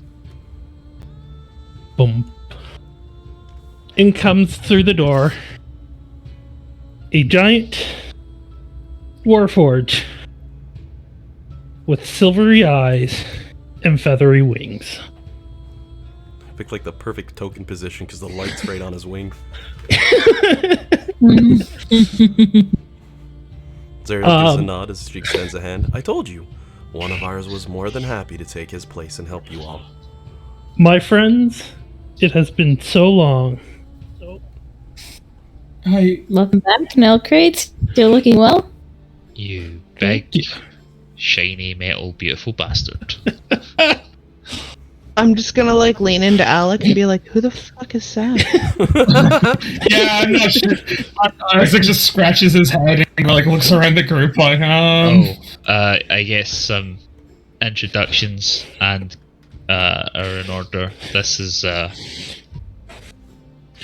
Nil Crates. I don't know. Do you have a title now with your fancy wings? Are you the hero of the hells? No, I'm just same old Nil Crates. Well, that's Just, not the wings. Say that's a lie, my man. He took up the sword of Zariel there, so we could bring its power to help Redeemer.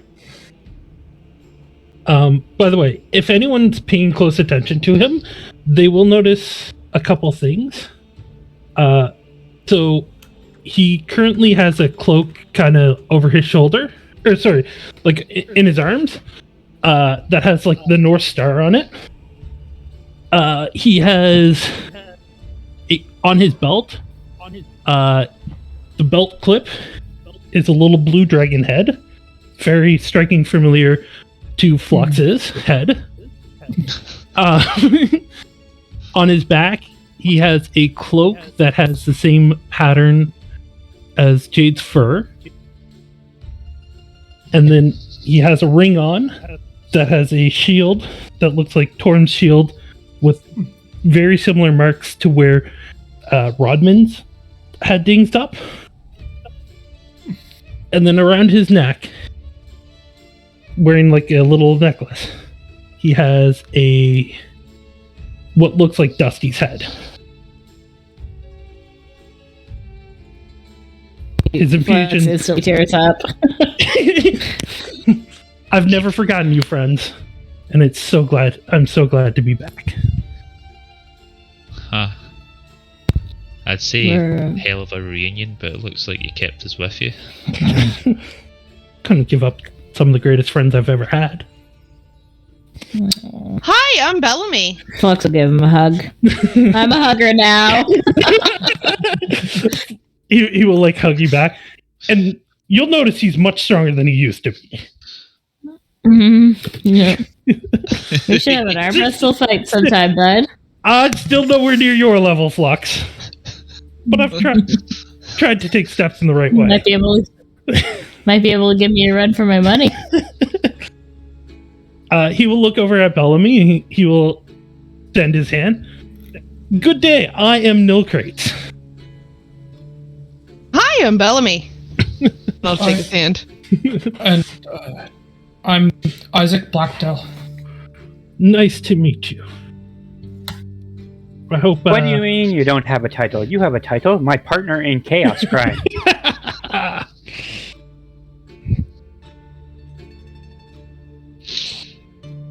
Wow. What a day, guys. It's been quite the roller coaster. I'm Where's sorry on the way we have to meet, but I'm glad to see each and every one of you.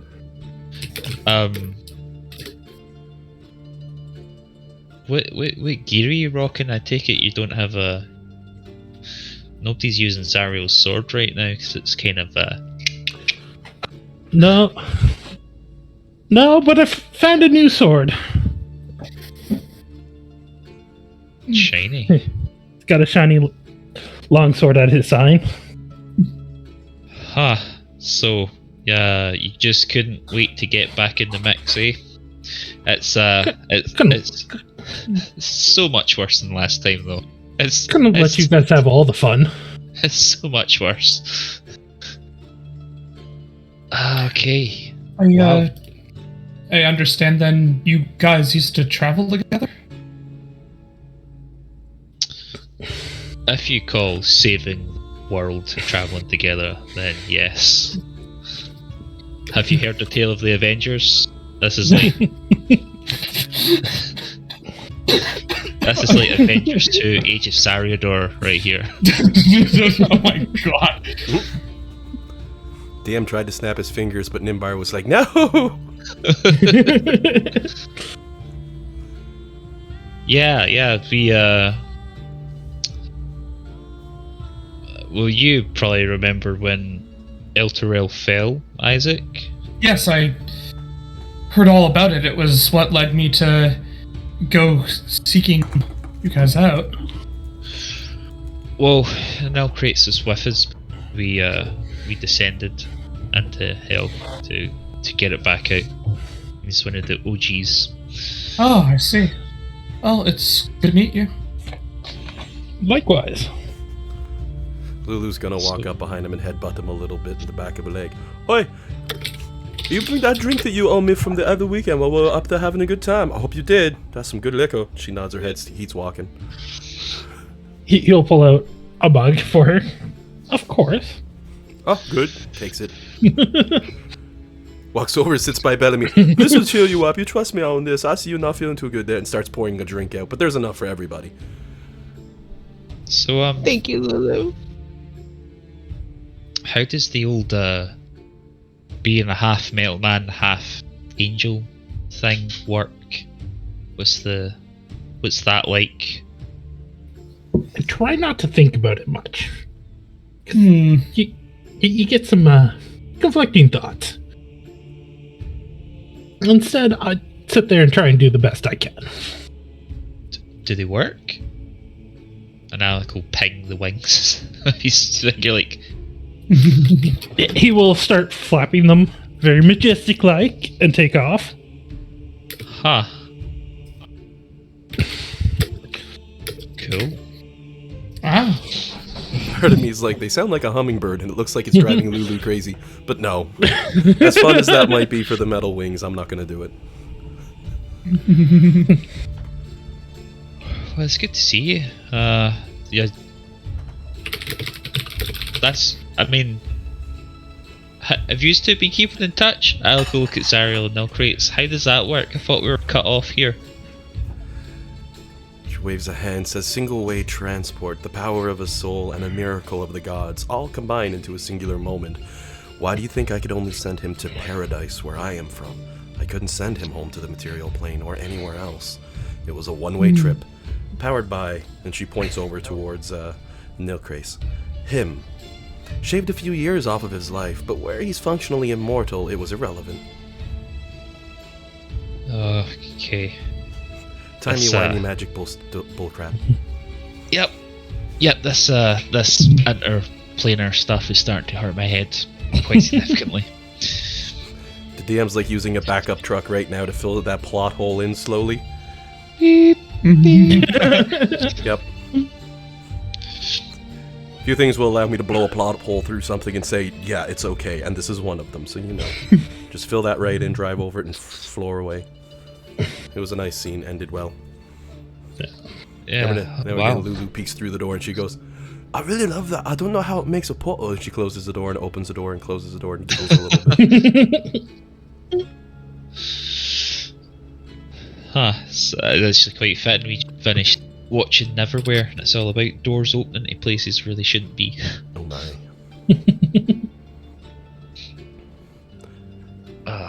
Well, I'm gonna take my drink, and I'm gonna go over here. As you go Bye. to take a seat by Gargoth, he looks up My backup boyfriend? He looks at Nilcrates, slowly takes the cap off his silver Your second choice booty call. Yeah. Gargoth Yeah, seems in a Nilcrates. better mood as you're taking a seat. Daisy pulls out a parchment, multiple pages thick, and starts to lay it out as he pulls a pen out, and he's like, Hello, Bellamy. Good to see you again. I hope the festivities have been good. and he starts writing, and you can tell he's writing inside of an incredibly detailed contract. Glancing over, you see he's rewriting a part of it, the letters peeled off by magic as he removes the ink, and then writes directly with new ink, putting down Nilcrates' name, where Nimbar's once was. It appears as though he's been writing a contract. What are you doing? What are you writing? What are you doing? He looks up and he smiles and nods. You'll know soon enough. Don't worry, Bellamy. Well, now I'm worried, because you said it like that. Crickendalt looks over. Yeah, every time I bring this one up, he's like, so it's bad. Yeah. You're not gonna hurt our, new replacement Nimbar, are you? Oh no, would never dream of it. I will have... I will have a use for him as well. We'll get there. Don't you worry none. After all, once we're done with this nonsense with Zariel and her blades, we have to go visit my dear brother, Mephisto, after all.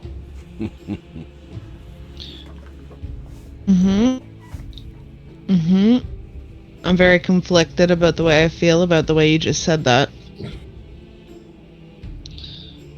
The big smile remains on his face as he works through this contract, touching up bits and pieces of it. You could attempt to try to figure out what he's got written down here in glances, but the speed at which he I was flips just and how about to quickly... say I'm gonna try. This one's going to be an intelligence-based skill check. Oh boy. I am not intelligent. Okay. Just a straight intelligence? Ooh, yeah, an intelligence-based roll, as Okay. he's flipping through pages of complex demonic contracts in a language you barely recognize, but you're still able to pick out. It's an agreement between him and the entire party, every single person laid out in black and white, where they're agreeing to do something for him. And in return, he agrees. And then after that, it's hard to see, but it seems as though he believes you're going to need him to do something in the near future, And he's writing a contract to get something good out of it for himself. That's about what you can get from it with an 18 on an intelligence.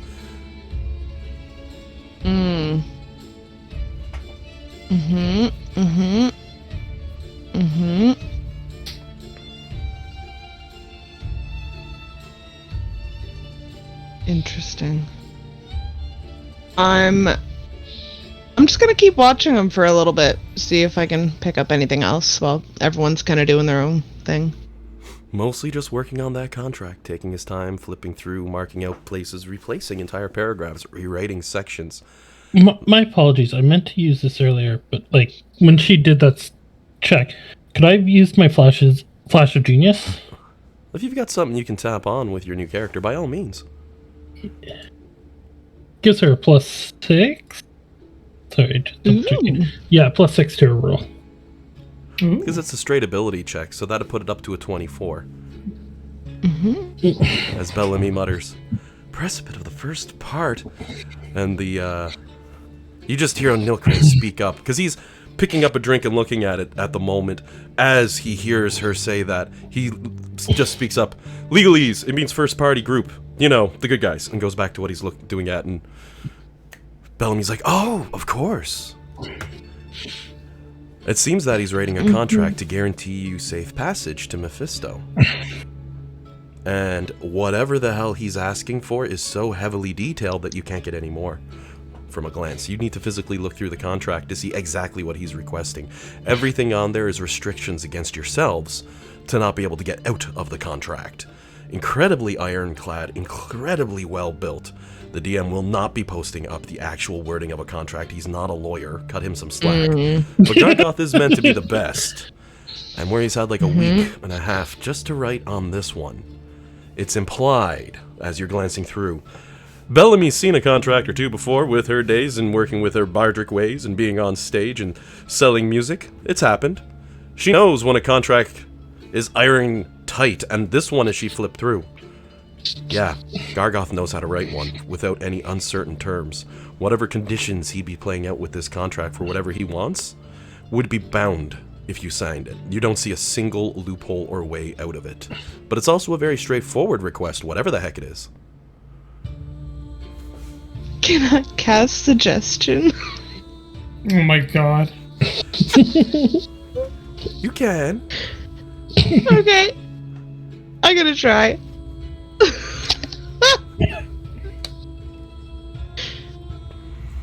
I know he's gonna crush it. Gargoth, I'm just gonna go ahead and see what I roll. Oh god. Aww.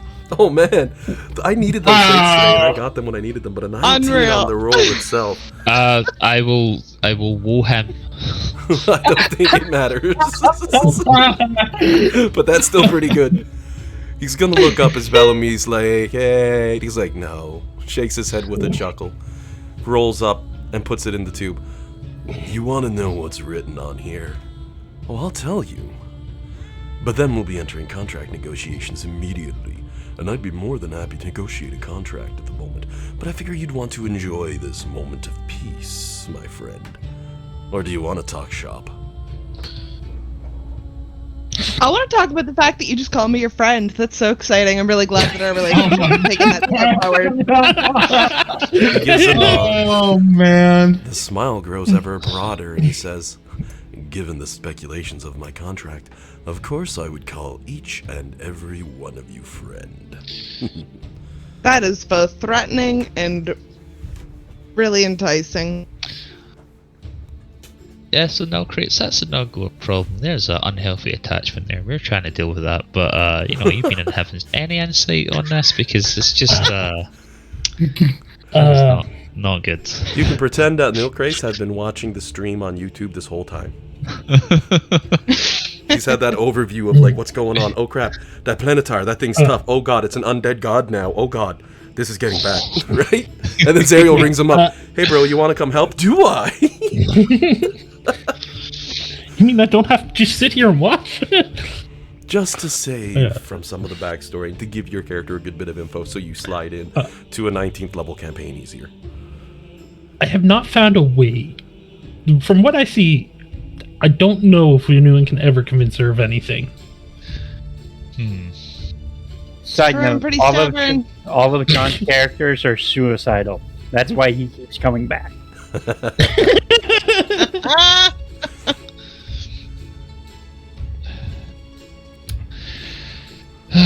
Okay.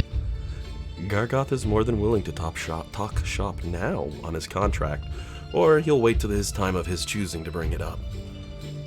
Oh boy. Well, I'm not I- going to talk anything until I've talked with the rest of the team first. I don't fancy contract negotiations just now. No. We just got back. Nimbar just left. Yeah. Give him a moment, for pity's sake. And Gargoth Yeah, gives a we nod. need to process. Exactly why I did not bring up the terms. I want you to enjoy this time while Smirker, Smeet, I don't know his name, I don't really care, he's insignificant. While the blacksmith repairs Zariel's blade. You enjoy your week, because you still have to make it to my brother's castle. So he's your brother now? Well, not precisely, but brother in arms. Or maybe he is my brother. And he wiggles his eyebrows a bit at you. You do have a younger sibling energy about you, Gargoth, like a need to be right and validated on it. It's quite sad, really. Slams his Bet glass on the you- table. Older brother. Watch yourself. He takes a drink, looking off to the side, somewhat boy. angry. But completely reinforcing what you were saying. Slowly but surely, a crack is formed. That's right. So Gargoth puts his scroll away, more than happy to bring it up when he was originally planning on doing so. Though Bellamy now knows it's an ironclad, straightforward, singular request style contract. So he obviously believes you're going to need him for something, and that's going to be payment. Some fun stuff for next time. Well, you should be able to get that far. As for this one, what I'm going to offer, as the team's relaxing, we can skip the week, so that when we jump in, next game next week, we'd be starting at the heading out point. You're all level 19, as mentioned at this point. You've been rewarded that, including the oncoming new Nilkrace, who is not level 13, which is where we left him off at.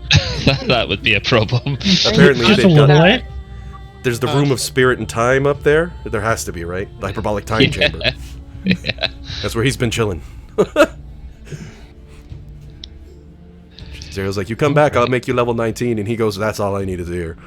Oh my. I noticed that AC, John, of 30. Yeah. How? Yeah, So- that is wild. So he has a +3 full plate. Okay. He gets +1 for like being At warlord. Protection. Right. The blessing, he gets +1 to his AC plus all his saves. He Right. has cloak of protection, ring of protection, and a +3 shield. Oh my god. He's just Do you have armor. extra attunement slots Currently, they're all Like, used. to do it? First I have fight, 6 attunement okay. slots, and they're all in use right now. Yes, that's what I meant. Like, I was pretty sure I man. remember from last time that you had extra attunements, so that's why. If we could attune multiple items, we would get back to you guys. Yeah, no, like that like my guy doesn't like do the output you guys do, but he gets a few My extra guy. attunements. first fight you get into. I'm going to need a wisdom save from Nilkrace, DC 27. Wisdom is his like lowest. He only gets a +3 to his wisdom. That's why I looked first. Dexterity would be my backup, but that's +5. That's too many pluses. It's getting risky at that point. Oh my. And I mean, he can always flash genius. You are getting to the point in level where having high ACs like that. Well, you saw the boss I threw at you. He was a 27. Nice and solid. Yeah. Tanky Yeah. as frig. Yeah. I'm going to have me some fun. I can't. Next level, I get a level 20. He gets a +1 to each of his save for everything attuned to him? Oh yeah. Banish on that character. Maze, he's gone. Try to make your way back now. His I know. minimum will be +9. I know, but he's still gone for a little bit, at least. Very sick. It's like, I wish you were not wearing any of the things that you're presently wearing, the bad guy would say, and bam, suddenly he's just a cogwheel floating midair, and the bad guy's like, I'm not sure if this worked. I mean, I say that, but Warforged, they're more flesh and blood than that. I mean, I have my fun, but they're not clockwork. Yeah. They are metal and wood given life, which really confuses the druid, but then at the same time he celebrates life. Komashag though was like, I can't believe he's back, boss. Did you know he... Oh wait, I can talk. Hey buddy! Gives the way. Komashag, you're still looking a little impish. I'm getting there. Someday. Actually, I did have a question. Flux, you currently have like the +27. What was the one you had on before? The belt? Yeah, is that what you're talking about? Yeah.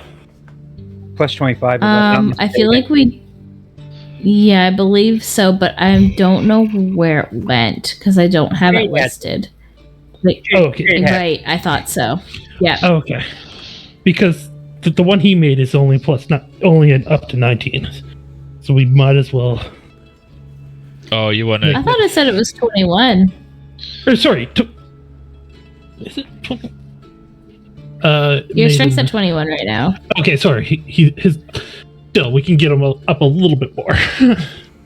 One small thing I'll add Yep. as today's session comes to an end. And as mentioned, we can skip the week, so next week we can jump in as Zariel's getting her sword back. DM spoilers. No, Smiler really isn't going to betray you. And yeah, he really is going to cook those dragon bones. And yeah, he's weird. And hungry. To make a nice stew. Oh yeah, he's gonna have I dig it. But that is gonna happen. She does get her sword back next week. That's a freebie given. However, what happens from that, you'll find out next week. But I am going to be starting next game a 10-day forward on the calendar, so let's go ahead. I will say right now, it's technically Saloon's Halloween, so I mean, it is a thing. There we go. That puts us out to the 7th of Nighthall. Is when we'll be picking up the next game at 10 in the morning. At 10 in the morning. Jeez, look at that. That's just fun. I'm going to go ahead and clear out this chat group. Gargoth will be mostly the same, sitting around, chilling, drinking, smile on his face, and laughing, completely tight-lipped about his deal or his offer, and mostly ignoring the world while chuckling to himself. Once in the blue, people would come up and rub elbows with him, and he might make a deal or two here or there, mostly for money, nothing too crazy. Zariel has an interesting one to show you all. At one point she goes, I discovered something while I was training and getting used to this body. Take a look at this. I think some of that power has seeped. They made a mistake here. She is able to animate a very small doll of solid obsidian. Just make it dance around, do all those funky things. If anyone's ever seen Big Hero 6... Flux has a trauma response. She just flash back. You get her like sitting there twitching like, Zariel admits she can only make it dance around like a puppet on a string so she can understand where it's coming from, and she's very poor with control, and she only has a very small amount she can do it to. But she finds it strange that she has these powers. Alec is concerned. She looks towards, it's like, you did clear the thing out from inside me, right? Like, that happened. I'm not still corrupted. Looks up at the DM. Perhaps we should do another examination. I will say as well, over the week, any checks on Zariel, any looking into seeing her being or her spirit, and even with Lulu confirming, there seems to be no trace of corruption in her. She just seems to have some small control over obsidian. Very strange.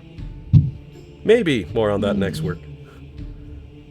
We get the concern meter coming up from John. I like that one. Alrighty then, everyone. I think this is a good spot for us to leave off for the week. will be kicking up next week as you continue your travel, finally making your way towards the master of this denizen of the 8th lair, Mephisto. Awesome. Next episode is titled When Bad Meets Evil. Yeah. Bad meets evil. By the way, that cloak, there's the robe he had. He's gonna throw it over Alex's because that's the mind sharpener. Ah. Doesn't require attunement. Oh. Mind sharpener. Is that the thing that lets you Yes. keep concentration? You can use your reaction to just pass a concentration check. Nothing wrong with that. It's pretty sick. Yeah. Yeah. Because last time you guys were hanging out, that was a big problem for you. Yeah. Alrighty. Well, with the change up now, we have a new character with John on the board. And next week will mark the true start of the 3rd and final act of this campaign as you charge through level 19, making your way very close to the end. Enjoyed them levels, people. Yepers.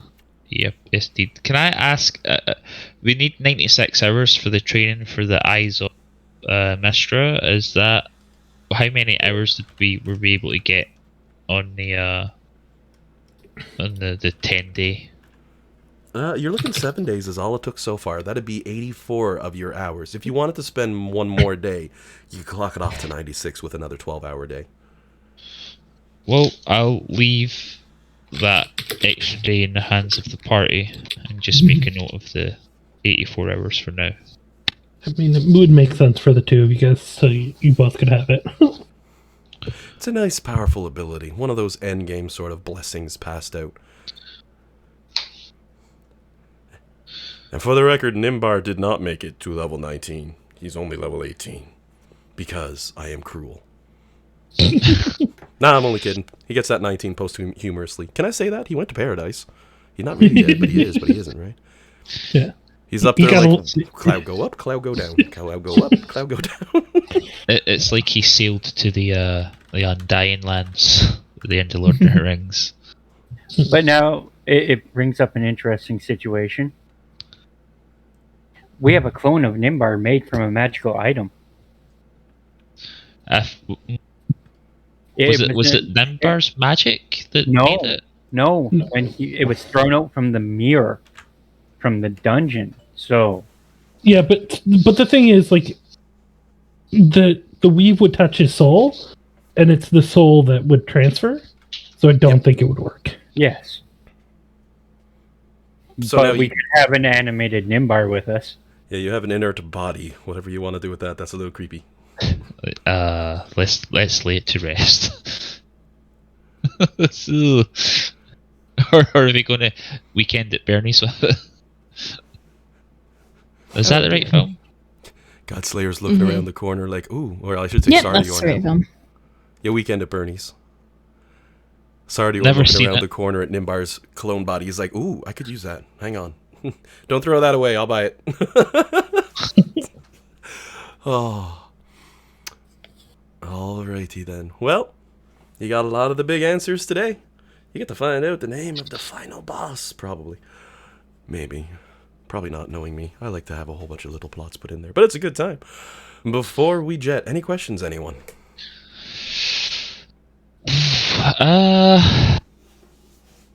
What would have happened if Nimbar hadn't done that?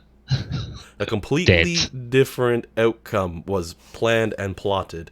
I actually had to change it around because of some of John's requests to build that situation, which turned out pretty good. I liked it, but it would a similar sort of ending. It would have just been a different way of getting there. John doesn't even know what would have happened if he didn't do that. I didn't give him those infos. No. I kind of had to do a quick rewrite on the fly, and then when we didn't make far enough, I was like, yes, I have a week to really think this over. And then he was like giving me options, and then he's like, a little later, I have this third option that I really like. I give it to John, and he goes, yeah, that's the best option, damn. That's the nice thing. I can improvise pretty good, but if I've got a couple hours to think on something, I can usually get a good idea. So I mean, anytime there's change, or anytime you want to flop a character around or anything, I can definitely fit it in.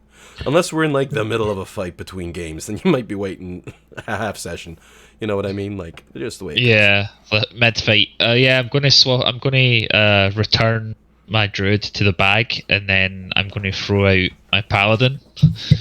It's alright. I'm still within the 6 character limit. Oh God. Oh, Thaldale, I choose you. Oh, God.